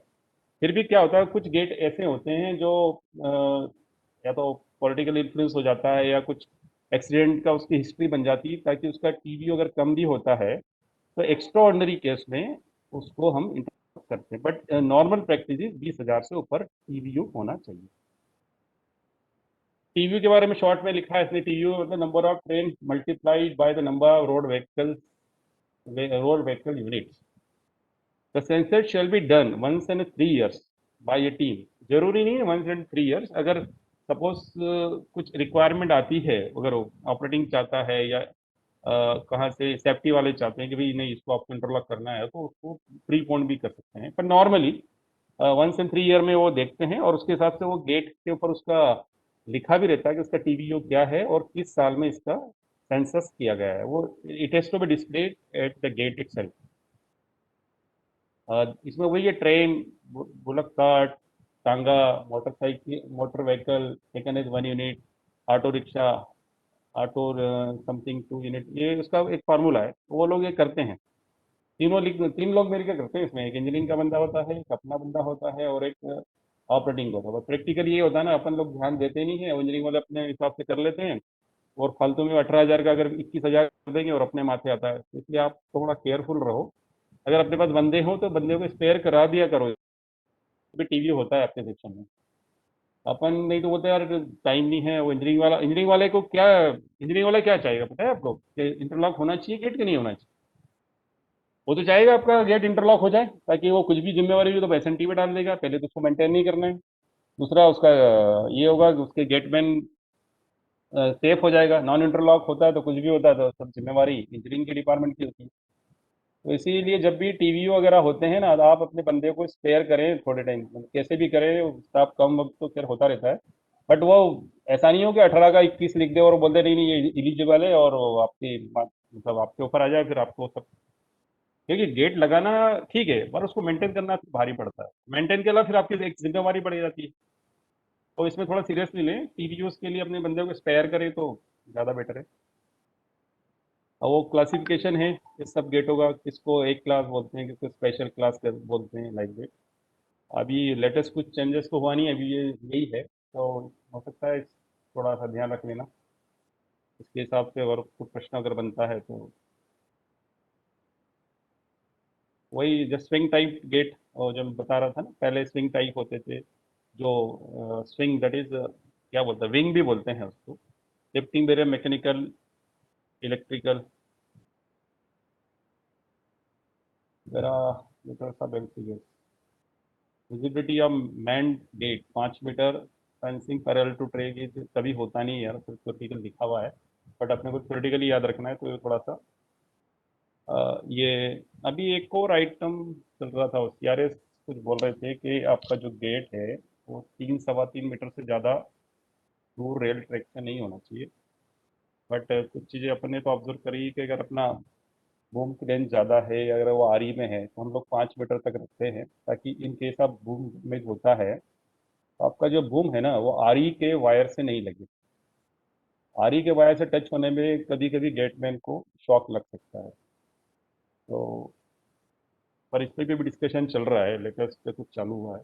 जैसे जब PV मैनुअल में आप जाएंगे तो उसमें तो लिखा रहेगा ट्रेन सेंटर से 3 मीटर, 3 से 3.3 ऐसा कुछ है, बट अपने हिसाब से थोड़ा बट सा, सर हम सीआरएस को अभी तक सेटिस्फाई नहीं कर पाए सर इस पॉइंट से। हाँ यार वो नहीं सेटिस्फाई, और यार सेटिस्फाई के मानने को तैयार नहीं तो क्या करोगे यार। नहीं, जबकि वो ये देख रहे हैं कि अगर अपन ज्यादा दूर रखेंगे तो ज्यादा सेफ्टी रहेगी, लेकिन इस चीज को मान नहीं रहे हो सर। नहीं वो उनका दूसरा, उनका ये बोलता है कि कोई भी आपका लेंथ इतनी ज़्यादा नहीं होना चाहिए कि उसमें गाड़ी खड़ी हो जाए। बहुत बार क्या होता है ना, आप जैसे गेट सपोज आपने 6 मीटर रख दिया, तो मारुति कार आपकी कितनी होती है, 2.5-3 मीटर की होती है, 3 मीटर की होती जी है जब, तो वो खड़ी हो गई, उसके बाद उसने गेट मैंने गेट बंद कर दिया, तो आपकी गाड़ी तो अंदर आ गई ना, आपकी गाड़ी किस किस गेट के बैरियर और रेल के बीच में होगी, तो उसका एंगल ये है। बट अपना जो अभी क्या होता है अपने एक्चुअल में क्या है कि अपन गेट भी तो बड़े बड़े लगा रहे हैं ना, 10-10 मीटर के। नॉर्मली तो ये अपना 6-6.5 फीट मीटर ऐसा कुछ है, उसके बाद आपको 2 लगाने, और जी 2 लगाना मेंटेन भी भारी पड़ता है। तो इसमें अभी चल रहा है यार, वो का अलग है, अपने डिपार्टमेंट का अलग सोचना है। वो सीआरएस तो जो तुम बता रहे हो ना, तुम कौन बोल रहे हो, सुनील वर्मा सर, कहाँ से? महसाना, महसाना, अहमदाबाद। हाँ तुमने झेला है सीआरएस को अच्छी तरह से। जी अरे यार बहुत लफड़े हैं तुम्हारे सेक्शन में, तो आए दिन तो आते रहते हो। जी जी सर। तो वो थोड़ा सा सर प्रॉब्लम। ये गेट पोस्ट का क्या लिखा है? क्या? Get post from centre of the track. नहीं नहीं, जो आपका गेट का बैरियर होता है ना त्यागी, हाँ हाँ वो आपका सेंटर ऑफ ट्रैक से, ये सीआरएस बोलता है 3.3 मीटर से ज्यादा नहीं होना चाहिए।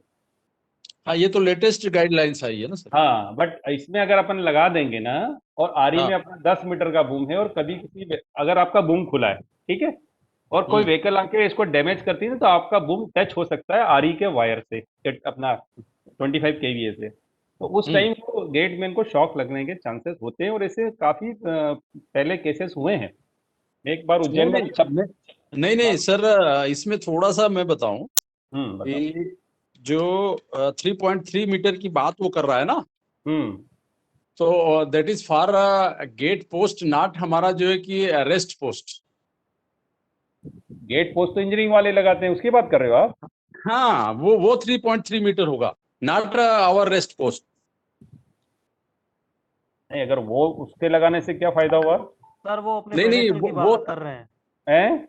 वो अपने पेडेस्टल की बात कर रहे हैं कि 3.3 से ज्यादा नहीं होना चाहिए। अपने पेडेस्टल, सीआरएस ये कह रहे हैं। भाई ऐसा है ना नहीं इंजीनियरिंग वाला। नहीं मैं पेडेस्टल की बात नहीं कर रहा हूँ सर। 3.3 मीटर का मतलब हो गया कि वो गेट पोस्ट उसको कहते हैं, मतलब जो कि इसके 3.3 मीटर के अंदर हम कुछ भी नहीं लगा सकते, वो चीज कह रहे हैं। बट ये जो 3.3 मीटर होता है वो इंजीनियरिंग डिपार्टमेंट लगाएगा। बट हमारा जो है कि रेस्ट पोस्ट हम 5 मीटर पे लगा सकते हैं, उसको कोई प्रॉब्लम नहीं। नहीं नहीं, ऐसा त्यागी, अगर अगर आपने 3.3 पे लगाया, इंजीनियरिंग के 4 पे लगाया, उससे उसका अंतर नहीं आता है ना। मेन गाड़ी कब खड़ी होगी, जब आपका बूम बंद होगा, मतलब व्हीकल, रोड व्हीकल की बात कर रहा हूँ मैं। हाँ। आपका आपका जो सेंटर ऑफ द ट्रैक और जो आपका बैरियर है, उसके बीच में डिस्टेंस वो चाहता है इससे ज्यादा नहीं होना चाहिए। तो वो कब होगा, जब आपका पेडेस्टल और आपका बूम लॉक पोस्ट वो भी इसके अंदर ही होंगे, 3.3 के अंदर होंगे, तभी वो व्हीकल। नहीं तो अगर आप पीछे करोगे ना, तो व्हीकल बीच में खड़ी हो सकती है ना, वो नहीं, दिक्कत करता है। 3.3 मीटर सर, मतलब वो है रिजनेबल, उतने में उसके बीच में तो कुछ नहीं आ पाएगा। यही तो बोल रहा हूँ, बट आपका अगर 3.3 पे आपने अपना पेडेस्टल लगा दिया सपोज, जी या ये जी। लगा दिया, और कभी आपके 10 मीटर के बूम होते हैं आजकल, ठीक है ना, और वो नहीं, बूम आपका, 3.3 मीटर पे खाली उनका इंजीनियरिंग का गेट पोस्ट लगेगा सर। तो गेट पोस्ट तो उसके उस एक रेल रेल होती है बस, और क्या होता है गेट पोस्ट तो? हाँ, बस रेली होती है, वो रेल लगाते हैं, फिर उसके बाहर आप लगाएंगे, जो भी आपका फिटिंग होगा उसके बाहर रहेगा, मतलब टुवर्ड्स रोड साइड रहेगा। हाँ वो तो बाहर ही रहता है अपना, फिटिंग तो उससे दूर ही रहता है, बट जी। उसमें भी थोड़ा भी डिस्प्यूट चल रहा था कि हम्म। उसको, अगर वो रेल पोस्ट आपका 3.3 पे लग रहा है ना, तो हाँ वो हाँ। मेन डिस्टेंस तो अपन जैसे काउंट करेंगे, वो तो ये करते हैं कि अपना बूम बैरियर अपना बंद हो गया, उसका हम्म। सेंटर से कितना डिस्टेंस है, वो अवेलेबल डिस्टेंस, जो वो डिस्टेंस अवेलेबल है कोई रोड वेकर को खड़े रहने के लिए। इन केस ऑफ, मतलब अगर पहली बात तो गेटमैन को अलाउ करना ही नहीं चाहिए, अगर वो बंदा आ गया अंदर और गेटमैन ने अगर नहीं देखा और बंद कर दिया, तो वो जो पोर्शन है हम्म। ना, अगर वो अपन 3.3 पे अपना भी लगा देंगे, तो कोई व्हीकल रह ही नहीं सकती हम्म। ना, ऐसा उसका कहना है। नहीं नहीं, ठीक है, वो तो है, लेकिन स्टैंडर्ड यही है। लेकिन ये गेट पोस्ट जो लिखा है ना सर आपने। हाँ गेट पोस्ट तो वो मैं मान रहा हूँ ना, इंजीनियरिंग का एक रेल होती है, खूटा बोलते हैं ना उसको, एक रेल गाड़ दी। हाँ, लेकिन वो 5 मीटर नहीं अपन नहीं लिखेंगे नहीं, यहाँ पे वो तो, हाँ हाँ हाँ, वो 3.3 आएगा, बिल्कुल सही बात, ये अभी करेक्ट हाँ। है, सही बात है। अच्छा तुम इसकी बात, ओके इसको ओके, एक्सेप्टेड एक्सेप्टेड, यस। ठीक ठीक ठीक। सेफ्टी वाले बिल्कुल लेटेस्ट जानकारी रखते हैं रखना चाहिए। ओके, अच्छा ये जरूर आएगा भाई, clearance of road surface from the boom, एक ऑब्जेक्टिव है आपका 1 नंबर का। अब बच्चे कितने, 99 लाना है आपको, एक तो मिल गया। Height gauge of the centre of the track, ये तो ठीक है, हाइट गेज से अपने को लेना देना नहीं, स्पीड ब्रेकर भी अपने से, बस ये अपना इंपॉर्टेंट है, 0.8 से 1 मीटर। इसका ACM का 14.2.9। ये अपन चेक भी करते हैं हमेशा जब सेफ्टी में जाते हैं या रेगुलर इंस्पेक्शन भी करते हैं, उसमें चेक करते हैं। ये वही है ओपनिंग, इसमें ACM के पैरा भी डाल रखे हैं उसमें। Open position of the barrier shall be with इन 80 से 85। अच्छा 90 भी नहीं होना चाहिए, कारण क्या होगा 90 होने में आपको इफर्ट्स ज़्यादा लगेगा, और जब ELB की अपन बात करेंगे तो करंट ज़्यादा ड्रॉ करेगा। इसलिए आप अपन बहुत बार ध्यान है ना, कुछ वो लगा देते हैं उसके अंदर पीछे पत्थर वत्थर रख देते हैं ताकि वो एकदम स्ट्रेट भी नहीं हो, तो उसको क्लोज करना आसान हो रहता है। क्लोजिंग पोजिशन 0 to 10 भी नहीं, 0 to 5 या 10 गलत लिखा है इसमें। 0 to 5 सर ना। हाँ गलत लिखा है 0। At the center of the boom shall be with 600 mm dia red disc having red reflectors। आजकल तो डिस्क के अलावा भी अपन वो रेट्रो रिफ्लेक्टिव वो लगाते हैं ना, काला और पीला कलर का tape on the boom itself. तो ये बेसिक पैरामीटर से थोड़ा इसको देख लेना। बूम का पेंटिंग अपन करते हैं yellow and black colour in the alternate. वही क्यों करते हैं येलो और ब्लैक का, कि एक की विजिबिलिटी दिन में अच्छी होती है, एक की रात में अच्छी होती है, तो दोनों मिला के अपने को विजिबिलिटी अच्छी मिलती है। रेलवे स्टेशन के नाम भी तो पीले और काले और पीले में लिखे रहते हैं, तो इसका फंडा यही है कि आपकी काले की विजिबिलिटी दिन में अच्छी होती है, पीले की रात में अच्छी होती है, तो उसके हिसाब से बराबर दिखता है। टेलीफोन और other approved communication equipment shall be fix inside the gate lodge on a wooden or any other approved type shelf 8। अच्छा हाइट भी लिखी इसमें 1200 मीटर से 1500 metre height from the ground level. अपन तो जगह होती है वहां रख देते हैं ना।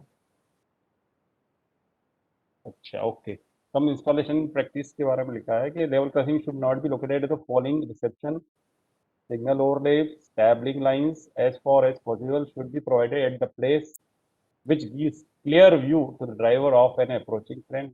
ये तो कॉमन सेंस वाली बात है कि आप लोअर ग्रेडियंट में तो कंट्रोल ही नहीं कर पाएगा ड्राइवर, और सीधा आपको ओपन गेट में भी आ सकता है, इसलिए ग्रेडियंट तो खास ध्यान रखते हैं अपन, लेवल ग्रेडियंट पे ही गेट को रखते हैं। Lifting barrier approved design and drawing shall be installed. वही RDSO अप्रूव्ड आपको ही लिफ्टिंग बैरियर लगाना है। Locking arrangement the interlocking as per the approved plan only. आपको जो है ना इनिशियली मैकेनिकल में क्या था, बूम लॉक करते थे अपन लीवर से, उसके बाद फिर इलेक्ट्रिकल में आया सोलेनाइड मैग्नेट्स होते थे, जो मैग्नेट्स के कारण अपन लॉकिंग करते थे। अभी लेटेस्ट क्या आ गया है, रोटरी टाइप लॉकिंग, मतलब एक मोटर और होती है वहाँ पे, वो जैसे ही आपका बूम गिर जाता है तो वो अपने आप उसको एक मोटर चलती है और लीवर उसके अंदर इन हो जाता है, वो पक्का पॉजिटिव लॉकिंग होती है, उसको आप फिर इधर उधर हिला नहीं सकते। तो अभी लेटेस्ट में आ रही motorise locking. All parameters of Indian railway P way manual para 9 should be followed. Mechanical lifting areas can be operated up to maximum length of 150 meter, whereas they can be operated from anywhere using closed circuit camera। ये mechanical का तो limitation है, 150 से ज़्यादा नहीं होना चाहिए, but electrical का तो ऐसा कुछ नहीं, आपका हेल्दी कंडक्टर हो, आपकी केबल अच्छी हो, तो आप उसको ऑपरेट थोड़ा आगे पीछे भी कर सकते हैं, डिपेंडिंग उससे आपको आपने गेट लॉज कौन लगी है, वहाँ से आपको कैसी विजिबिलिटी मिल रही है। Drawback of mechanical lifting barrier. Mechanical lifting में सबसे बड़ा ड्रॉबैक तो भी है कि मेंटेनर ही नहीं बचे अपने पास, जितने भी मेंटेनर थे ना, अब नए ESM तो खैर आ ही नहीं रहे हैं, और जो पुराने MSM है ऑलमोस्ट सब लोग रिटायर हो चुके हैं, तो सबसे बड़ा कंस्ट्रेंट अपने पास अगर मैकेनिकल लिफ्टिंग बैरियर का है तो वो ये है कि आपको ये मेंटेनर ही नहीं मिल रहे हैं। और बाकी इसका है present design requires heavy maintenance, अब हेवी मेंटेनेंस के लिए आपके पास आदमी नहीं है तो क्या करेंगे आप।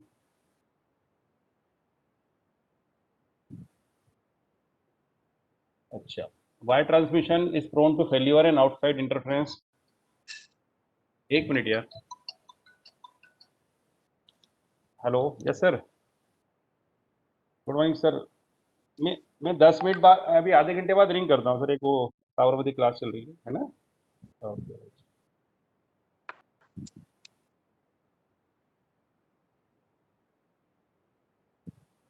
हाँ, वायर ट्रांसमिशन वो तो पता ही है, उसका आदमी आटी बांध देता है तो कोई ये कर देता है तो मुश्किल आती है। Due to pedestrian erection on the same side of the road, flow of traffic in one direction impedes, range of operation limited है। Since rail and road traffic is increased, which operated mechanical gate crude oil becomes very tough to overcome all these problems. इसलिए we are going for ELB. ठीक है, ELB के sir, advantage क्या है? हाँ बोलिए. एक क्वेश्चन है, ये हम्म अपना स्लाइडिंग बूम, हम्म इसका कोई गाइडलाइंस है कि मतलब क्लियर कट की सेंटर ऑफ ट्रैक से कितनी दूरी पे होना चाहिए? राइडिंग बूम का सबसे बड़ा ये गाइडलाइंस है कि it has to be outside our main boom. पहली बात, वो बहुत सी जगह आपने देखा होगा कि अपना मेन जो लिफ्टिंग बैरियर है ना, वर्किंग वाला, उसके और ट्रैक के बीच में लगाते हैं, वो गलत है. बाकी और कोई गाइडलाइंस नहीं है, बस ये है कि ये जो होगा आपके मेन जो बूम है उसके बाहर होना चाहिए. और नॉर्मली 1 मीटर रखते हैं, पर वो चूंकि इमरजेंसी है ना यार, उसमें ऐसा तो नहीं रोज ऑपरेशन होगा उसका. आपके लेवल पे आपका प्रॉपर अगर लेवलिंग है वहाँ आप उस पर ऐसा भी नहीं कि बहुत दूर लगा दोगे, but it's near as our main boom, but it has to be outside your main boom. एक ये है इसका. बाकी तो कुछ ऐसा नहीं. कहीं कहीं 15-20 मीटर दूरी पे लगा हुआ है। गलत है, गलत है. तो ये कॉमन सेंस की बात है, इसमें तो ऐसा कुछ नहीं ठीक वो सर सिर्फ इनसाइड रोड सिग्नल भी होना चाहिए ना, है. इनसाइड रोड सिग्नल भी होना चाहिए ना। वो तो होगा ही ना यार, फिर रोड सिग्नल का फायदा क्या हुआ? नहीं वो ही ना सर, कई हाँ, जगह पे होता नहीं नहीं, वो तो होना ही चाहिए ना भाई. रोड सिग्नल क्यों बने? आपके गेट की पोजीशन बताने के लिए बने हैं ना, तो वो तो होना ही चाहिए. पर गेट सिग्नल का इससे कोई वो रिलेशन नहीं होता कि आपका बंद हुआ तो ये ऐसा बना दिया है क्या सर्किट? मेरे को नहीं पता यार. अच्छा ये बताओ, स्लाइडिंग बूम बंद होता है तो रोड सिग्नल रेड हो जाते हैं क्या? यस सर, ऐसा सर्किटरी बनाया है? Yes sir, sure? Sure sure. कैसे होता है? जब वो एक एक बूम खींचेगा तब लाल हो जाएगा, कि दोनों खींचे बंद करेगा तब लाल हो जाए? कैसे लाल होगा? कि KLCR से दे रखा है उसको? KLCR सर, सिर्फ KLCR से दिया होगा यार. वो दोनों बंद करके जब चाबी ले जाएगा और KLCR में दबा डालेगा, और जैसे KLCR ड्रॉप होगी वो रेड हो जाते होंगे फिर. ऐसा होगा तो. सर यस सर, KLCR से ही है। बराबर बराबर. मतलब इसका मतलब एक अगर बंद है तो आपका वो उसको येलो ही दिख रहा है बंदे को, सामने रोड वाले को. वो तो दोनों बंद करोगे तब लाल होगा, है ना. ठीक है, ठीक. अपन ये क्या बात, हाँ, इजी ऑपरेशन, लाइट वेट. सबसे बड़ा फायदा ELB का क्या है पता है? कि अपना बूम टूट भी जाता है ना तो 2-3 आदमी जाके भी वो एक छोटा पोर्शन, जनरली क्या होता है, मैं जब ASTU जैन था तो एक पोर्शन डेलिबरेटली हमने साबरमती में ऐसा बनवाया था 2 मीटर का. उसको हम मैकेनिकल फ्यूज बोलते थे. अगर गेट में कहाँ पे भी अगर जर्क आएगा तो सबसे पहले वही टूटता था. तो वो टूटता था और उसको फिर रिप्लेस करना ईजी होता था. जैसे अपने फ्यूज को रिप्लेस करना कितना ईजी, तो उसमें क्या 2 बंदे जाते थे उसको बदल देते थे, पूरी गैंग की जरूरत नहीं पड़ती. अब पता नहीं, ये हमने लोकल अरेंजमेंट करा रहे थे कुछ जगह. अभी लोग क्या कराते पता नहीं. तो इसको एक यही कि लाइट वेट होने से इसका इजी रिप्लेसमेंट है. आप कभी ट्रेन में भी उठा के ले जा सकते हैं. अब तो मोस्टली सबके पास व्हीकल्स भी आ गए हैं, यूटिलिटी व्हीकल्स, उसमें रख के आप ले जा सकते हैं. और वो तो अपन ही अपोजिट में लगाते ही हैं ताकि अपना रोड ट्रैफिक अच्छे से कंट्रोल हो जाए. Time operation only 10 second instead of 60 second. अब टाइम तो क्या, खैर टाइम तो कम ही लगेगा क्योंकि आप बटन दबा रहे हैं, आपको कुछ करना तो नहीं है ना. Feasibility of remote operation by using close circuit camera. अब ये तो कोई इम्प्लीमेंट हुआ नहीं है अभी तक. इफर्टलेस ऑपरेशन, अब इफर्ट तो है ही नहीं, मतलब इसमें तो लोग बीमार हो रहे हैं. पहले पता है गेट में काफ़ी हेल्दी होते थे, अब जब से ये आ गया है तो बस कुछ मेहनत करना नहीं उनको. मैनुअल के handle facility of the get in the case of power failure, वो है ही पता है आपको, अलग से एक क्रैंक हैंडल दे रखता है, वो इंडिविजुअल जाके उस गेट को ऑपरेट कर लेता है अगर इन केस आपका सिस्टम फेल हो जाता है. वो भी है. Barrier width is enlarge to increase the visibility of the road user. अब ये इस पे भी थोड़ा सा वो है कि बैरियर विड्थ अब कितनी बढ़ाएंगे, 10 मीटर जा रहे हैं, वो भी थोड़ा सा अपने पीवे मैनुअल के हिसाब से तो अपना ज़्यादा है. पीवे का तो 10 मीटर का कोई ऐसा है नहीं कि आपसे वो होना चाहिए. Home segment are to bolted and facilitated easy replacement, जो बता रहा था कि पर्टिकुलर सेगमेंट है वो आप उसको निकाल के बदल सकते हो. अच्छा, ये कंपनियां हैं जो बनाती है. अपने यहाँ तो मोस्टली 2 ही कंपनियां हैं, एक तो हैज के है और ग्लोबल वाला बनाता है. ये YK वगैरह ये तो पहले बनाता था गुजरात में, कुछ YK कंट्रोल वाले ने लगाए भी थे पर वो फेल हो गया बाद में. तो मोस्टली अपने यहाँ तो हैज इंडिया है और ग्लोबल डिवाइस जो हरियाणा का है वो लोग सप्लाई करते हैं. अब जनरल रिक्वायरमेंट इसके बारे में भी सामान्य है कि लिफ्टिंग मेरे शैल बी रोबस्ट ये तो कोई भी सिग्नलिंग में एक पहला सेंटेंस तो हर सिग्नलिंग में फिट हो जाता है कि जो भी सिग्नलिंग इंस्टॉलेशन होता है वो रोबस्ट इन कंस्ट्रक्शन होना चाहिए। तो ये भी रोबस्ट इन कंस्ट्रक्शन होना चाहिए। Operating mechanism shall be protected from the unauthorised interference, ताकि जो बंदा अनऑथराइज है वो इसका ऑपरेशन करे, बाकी और कोई कर नहीं पाए। The bomb shall be light and easily replaceable, mechanism shall be so designed that in case of power failure boom should remain in the last operation position। मतलब वो बीच में ऐसा नहीं एकदम गिर जाएगा, उसका गेयर, उसका जो गेयर असेंबली जो होते हैं ना उसमें प्रोविजन होता है, अगर बीच में बटन दबा के बीच में छोड़ दिया तो न तो इधर जाएगा ना, वो वहाँ रुका रहेगा वो, और ये मस्ट है। अगर कल से क्या होगा, कुछ हो गया तो जो बंदा पास कर रहा है रोड ट्रैफिक उसको लगने के इंजरी होने के चांसेस होते हैं। तो ये this is the main feature. Means shall be provided to adjust the counter balance, वो तो अपन करते ही हैं ताकि अपना जो, अच्छा बैलेंसिंग आपको आपके मेंटेनर को बहुत को आता नहीं होगा, बैलेंसिंग करवाया करो आप। बैलेंसिंग का भी नहीं ये होता है कि जितना आपको बंद करने में अच्छा अपना टेक्निकल देखने का, अपने ऐसा थोड़ी ना कोई तराजू लगी जिससे अपने को देखने का है। आप करंट देख लीजिए, आप बंद करते समय कितना करंट लग रहा है, खोलते समय कितना करंट लग रहा है, ऑलमोस्ट दोनों को आजू बाजू ले आओगे तो आपका बैलेंसिंग हो जाएगा। नहीं तो बहुत बार अपने को लगता है कि अपन जब बंद कर रहे हैं तो ये 6-7 एम्पियर ले रहा है और खोलने पे 1.5-2 एम्पियर में हो रहा है। इसका मतलब ये हुआ कि आपका गेट का बैलेंसिंग प्रॉपर नहीं है और it may lead to some failure also, और आपका बैटरी का भी उसमें ड्रेन ज़्यादा होगा और आपकी बैटरी भी ज़्यादा खराब होगी। तो आप कभी भी जाते हैं तो बैलेंसिंग चेक करने का सीधा सा फंडा है, आप उसका करंट ले लो, जब वो ओपन हो रहा है तो करंट ले लो, और जब वो क्लोज हो रहा हो तो आप करंट ले लो।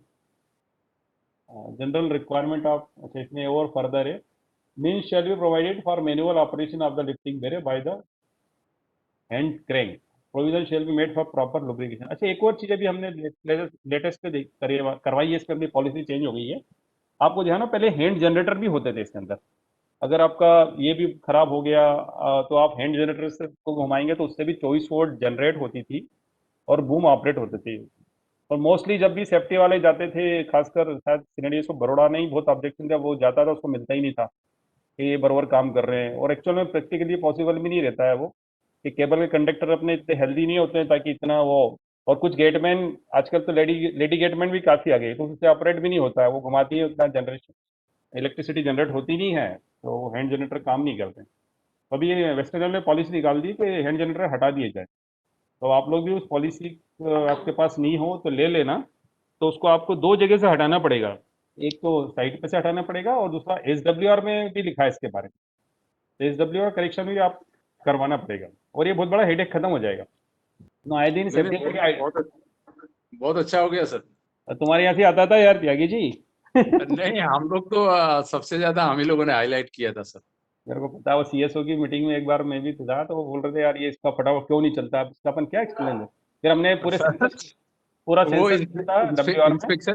इंस्पेक्शन मेरा ही था और मैंने 10 गेट के लाके इकट्ठा जो है कि मर्ज करके भेज दिया था।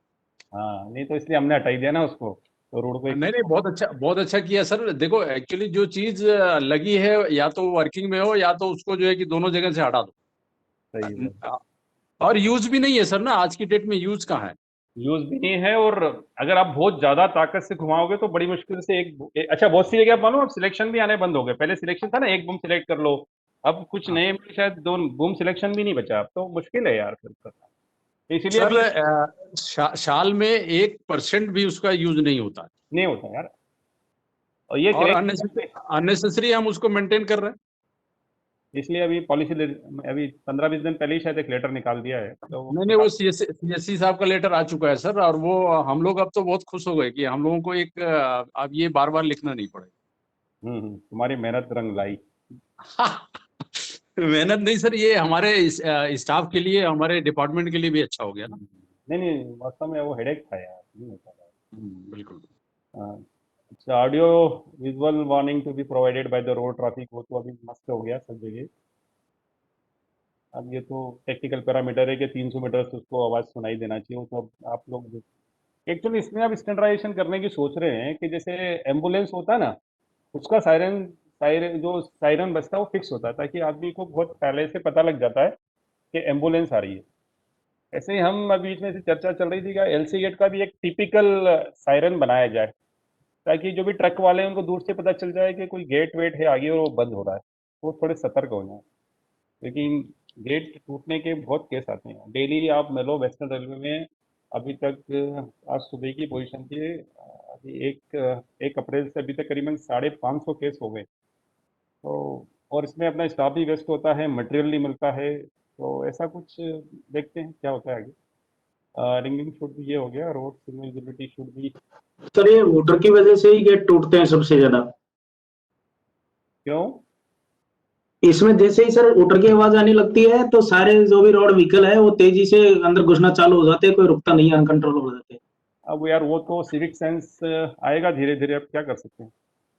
अगर लेकिन सर एक्चुअल प्रॉब्लम ये वोटर बंद कर दे तो वोटर बंद कर दे तो सर रोड सिग्नल को भी वो फॉलो नहीं करते हैं, तो कम से कम रोड सिग्नल से उनको पता लगे तो स्पीड नहीं बढ़ाएंगे इतनी ज्यादा। एक काम करना, एक एक्सपेरिमेंट करके देखना, आपका जो गेट ज्यादा टूटता हो ना महीने 2 महीने में, उसमें एक बार हुटर बंद करो 2 महीने, फिर आप उसके डेटा भेजो हेडक्वार्टर के, हमने हुटर बंद कर दिया तो हमारा गेट। कुछ देखो, कोई भी चीज को जस्टिफाई करने के लिए डेटा तो चाहिए ना यार। पर जनरली हुटर तो रखते हैं यार, अब लोग माने नहीं, वो उसका क्या कर सकते हैं। सर जो बिजी गेट होते हैं, जो हाईवे वाले गेट है, उन पे सबसे बड़ी यही प्रॉब्लम होती है कि जैसे वोटर बजना चालू हुआ और स्पीड, जो ट्रैफिक की स्पीड बहुत ज्यादा बढ़ जाती है, दूर से दौड़ाते हुए लाते हैं गाड़ी को, अंदर घुसा देते हैं, जब गेट बंद होने लगता है तो उसको तोड़ देते हैं सर। वो फंडा तो ये होना चाहिए कि जैसे रेड फ्लैशिंग चालू हो गया आदमी को रुक जाना चाहिए, पर अपन खुद भी नहीं रुकते यार। आप कोई भी नहीं रुकता है सर। आप भी जा रहे होगे और आपको हुटर बजेगा, आप भी दबा के निकल जाओगे यार। तो बोलते हैं ना, rule makers are not rule followers, वो वाली बात है। खैर एनीवे हुटर तो खैर बंद होगा नहीं, बट हाँ अगर आप बोल रहे हो तो ये सोचने वाली बात है यार, ऐसा कुछ होता। सही बता रहे हो, हुटर से लोग फिर निकलते हैं, जल्दी निकलते हैं। और बहुत बहुत बहुत तो एक बार अंदर घुस जाते हैं जबकि पता है कि वो दूसरा बंद है, फिर भी वो गेटमैन को इंसिस्ट करते हैं भी खोल, प्रेशर तो है। ओके ओके, ये सर तो हाँ जी। सर ये जो गेट बंद रहती है तब व्हीकल कितनी दूरी पर खड़ा होना चाहिए, ऐसा कोई लेटर है सर? बिल्कुल नहीं है। तो कितनी दूरी पे होना चाहिए व्हीकल को खड़ा सर? नहीं ऐसा कोई लेटर नहीं है व्हीकल को कितनी दूरी पे खड़ा होना चाहिए, उसके अंदर कोई सर ये होता क्या है सर, जब मान लो कोई गेट किसी के और वायर टूट के गिरा तो हाँ उस हाँ टाइम वो सवाल ऐसा करता है कि ऐसा कहाँ लिखा है कि जो हमको इतनी हाँ दूरी पे खड़ा रहना है। हाँ, नहीं ऐसा कुछ एक्चुअली सर वो सिग्नल वो फॉलो नहीं करते, जो सिग्नल जो रोड सिग्नल है सर। नहीं पर यार ये तो आइडिया सर आपने उस टाइम आपने पे अच्छी बात नहीं है। अब आपकी आइडिया मेरे को समझ में आ रही है। अपन जैसे ये जेब्रा क्रॉसिंग होती है ना रोड पे, ऐसा वहां जी बनवाना सर। चाहिए। कारण क्या होता है कि सर मैं भी कल कल की बात बता रहा हूँ, ये बांद्रा टर्मिनल यहाँ पे एक बड़ा सिग्नल है, वहाँ हम लोग थे, और जो पाथ जेब्रा जो जानते हो ना, जिसपे आप पाथवे जिसमें जी आप जी जा उस पे गाड़ी खड़ी कर दी तो उसका फोटो खींच के आप पुलिस वाला ले गया। मतलब यू आर नॉट सपोज जी to stand on the zebra line. तो ऐसा जी अगर अपन गेट पे बनवा दें तो थोड़ा तो साइकोलॉजिकली वो लोग डरेंगे कि यार इस पे तो खड़े हो नहीं सकते हम। जी सर। तो लेकिन ये सर ये स्पीड ब्रेकर भी डालने के लिए जो जब बात हो रही है हाँ तो इंजीनियरिंग वाले ऐसे बोले कि वो हमारा काम नहीं है, म्युनिसिपैलिटी का काम है, जो मेमो देते हैं तो उसमें ऐसा लिख देते हैं नहीं सर। नहीं नहीं, म्यूनसिपालिटी काम नहीं, गलत बोलता है, उसी का काम है ये तो। वो सीपीडब्ल्यू वो मेमो में लिख दिया है सर, वेरावल में। तो तुम्हारा विरावल यूनिक है यार, उसका क्या कर सकते हैं। अरे सर अभी सीसीआरएस हुए थे 22 तारीख को ही सर। हमारे तो CCRS इससे नीचे तो बात ही नहीं सर करते यार। सर हाँ।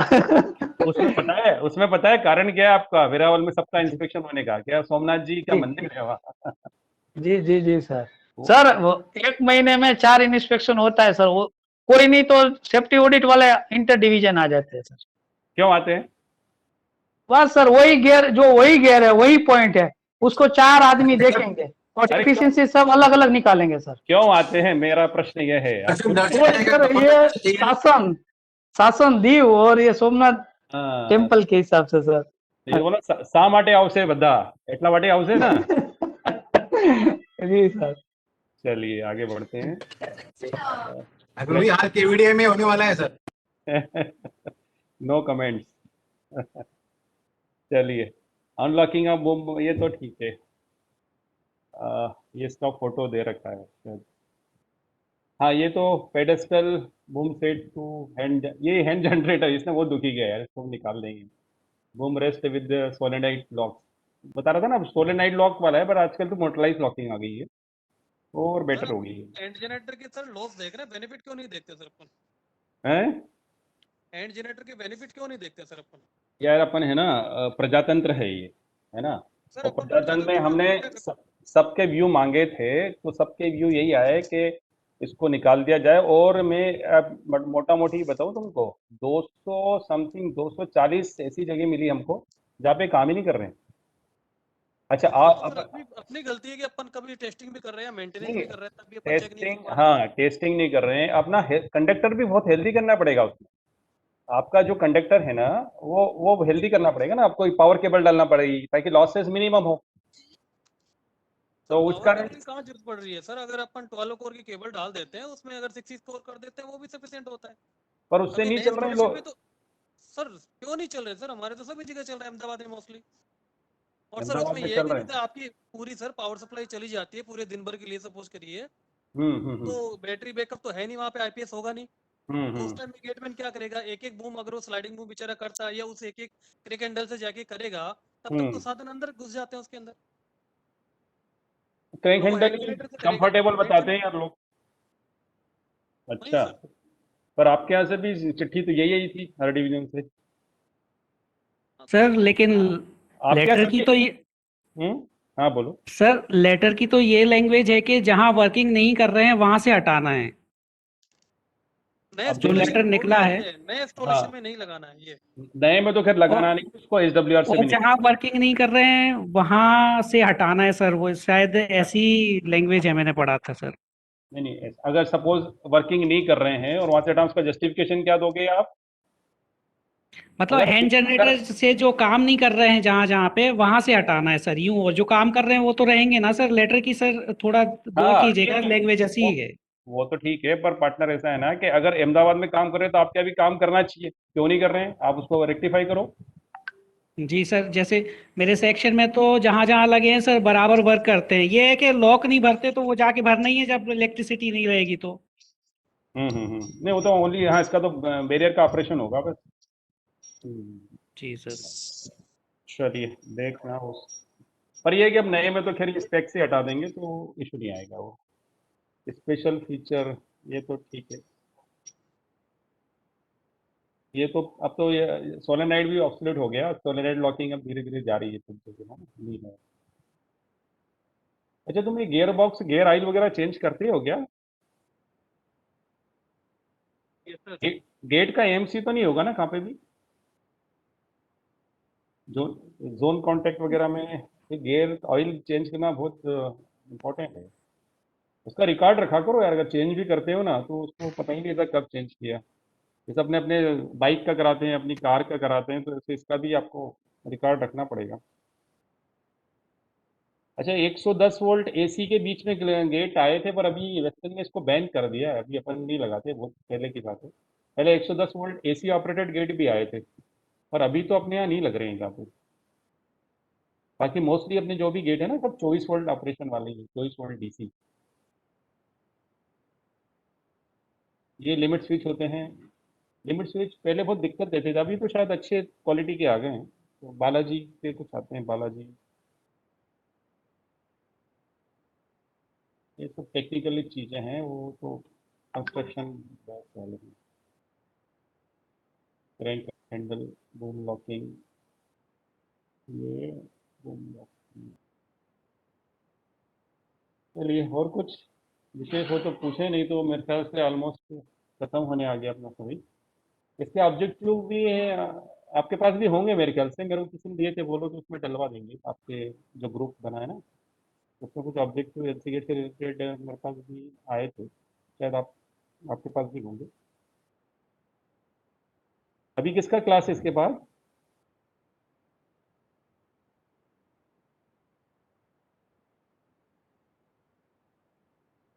सर रोड सिग्नल पे जो अपन लाइट लगाते हैं, एलईडी लगाते हैं, हाँ रेड येलो, हाँ, इसका कोई रूल है कि कौन सी ऊपर रहनी चाहिए, कौन सी नीचे रहनी चाहिए? देखो रोड सिग्नल जो भी होते हैं ना, नॉर्मली आप जैसे दो तरह के होते हैं। अभी आप अपन रेलवे में है तो अपने को पहला एस्पेक्ट, मोर इम्पोर्टेंट एस्पेक्ट अपना क्या है? रेट। तो अपना रेट हमेशा नीचे रहता है ना। ऐसे आप उधर जाएंगे तो मोर इम्पोर्टेंट एस्पेक्ट आपका होता है आप रोड ट्रैफिक में आप देखोगे ना, तो उसमें क्या होता है, अनइवन व्हीकल्स आती है, बाइक भी होगा, आपका ट्रक भी होगा, आपका थ्री व्हीलर भी होगा। तो रोड सिग्नल जितने भी, मैं तो रेलवे की बात नहीं कर रहा हूँ, आप ट्रैफिक में भी जाएंगे तो उसमें उल्टा होता है। उसमें जैसे अपने ये नीचे है ना, तो उसका जो मोर रिस्ट्रिक्टिव एस्पेक्ट जो रेड होता है ना रोड में, वो ऊपर होता है। तो अपने को रेड एक्चुअल में ऊपर रखते हैं, ऐसा है। चलिए, share I close, any question? All the best. Hello हाँ हाँ, सर, इसके अर्थिंग के बारे में कुछ बताओ ना। अर्थिंग तो करना पड़ता है यार, इसके उसकी पेडेस्टल को तो अर्थिंग आप क्या क्या गाइडलाइंस है सर रेलवे बोर्ड की, और कहाँ कहाँ लगाएंगे अर्थिंग, हाँ, और हाँ। किस प्रकार की लगाएंगे? आपका जो पेडेस्टल है ना, इसकी अर्थिंग तो पक्की होनी चाहिए ओएचई की पट्टी से। जो ओएचई वाले होते हैं ना, उनके पीछे पड़ के आपको अर्थिंग करवाना पड़ेगी। और जो फेंसिंग होती है आजू बाजू, वो भी अर्थ होती है।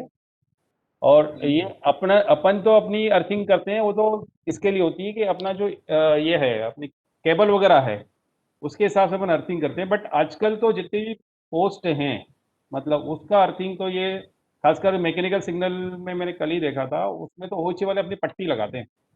तो आप भी पीछे पड़ के अगर पट्टी पट्टी लगा के उसको अर्थ कर दें तो ज्यादा वो अच्छा। कनेक्ट कहाँ से होनी चाहिए sir, as per rail standard? Rail से होती है यार। रेल से होती है ना? हाँ, रेल से। लेकिन अभी हमारे यहाँ तो क्या है, लोग रेल से कहाँ कर रहे हैं। अब वो सीधा वही उसको पट्टी लगा के हमारा जो केबल वाली अर्थिंग है उसी में कनेक्ट कर दे रहे का क्या फायदा हो? हैं। अभी वर्क हुआ उसमें ऐसे ही किया, हम लोग बोले नहीं, लेकिन क्या है कि मतलब स्टैंडर्ड वही जानना चाह रहे थे सर, उसको रेल से ही होनी चाहिए ना? बिल्कुल, रेल रेल से होती है। रेल से होनी चाहिए। और अर्थिंग और कहाँ कहाँ मतलब इसमें और कहाँ, मतलब ये मेरे ख्याल से पेडेस्टल ही मेन है। बस वो अर्थिंग प्लस आपका पेडेस्टल ही मैंने, हाँ, पेडेस्टल दोनों पेन हो जाते हैं। बाकी तो अपन नहीं, pedestal, अपना जो रिले रूम वगैरह होता है उसकी करते ही है पीछे, रिले रूम के वो तो पीछे जो करते ही। सिटी रैक वगैरह होता है वो एक अलग चीज है। सर अभी कुछ ऐसा गाइडलाइंस है कि मतलब जो ईआई के लिए इसकी रिक्वायरमेंट नहीं है अर्थिंग की? कुछ हैं वो बोलते हैं, नुकसान है, वो बोलता है मेरे इसमें अर्थिंग की जरूरत ही नहीं है। पर अपन तो ऐसे भेड़ चाल चलते हैं ना, अपन तो सब में कर ही देते हैं। कुछ ईआई वाले बोल रहे हैं कि हमारे अर्थिंग की जरूरत नहीं है।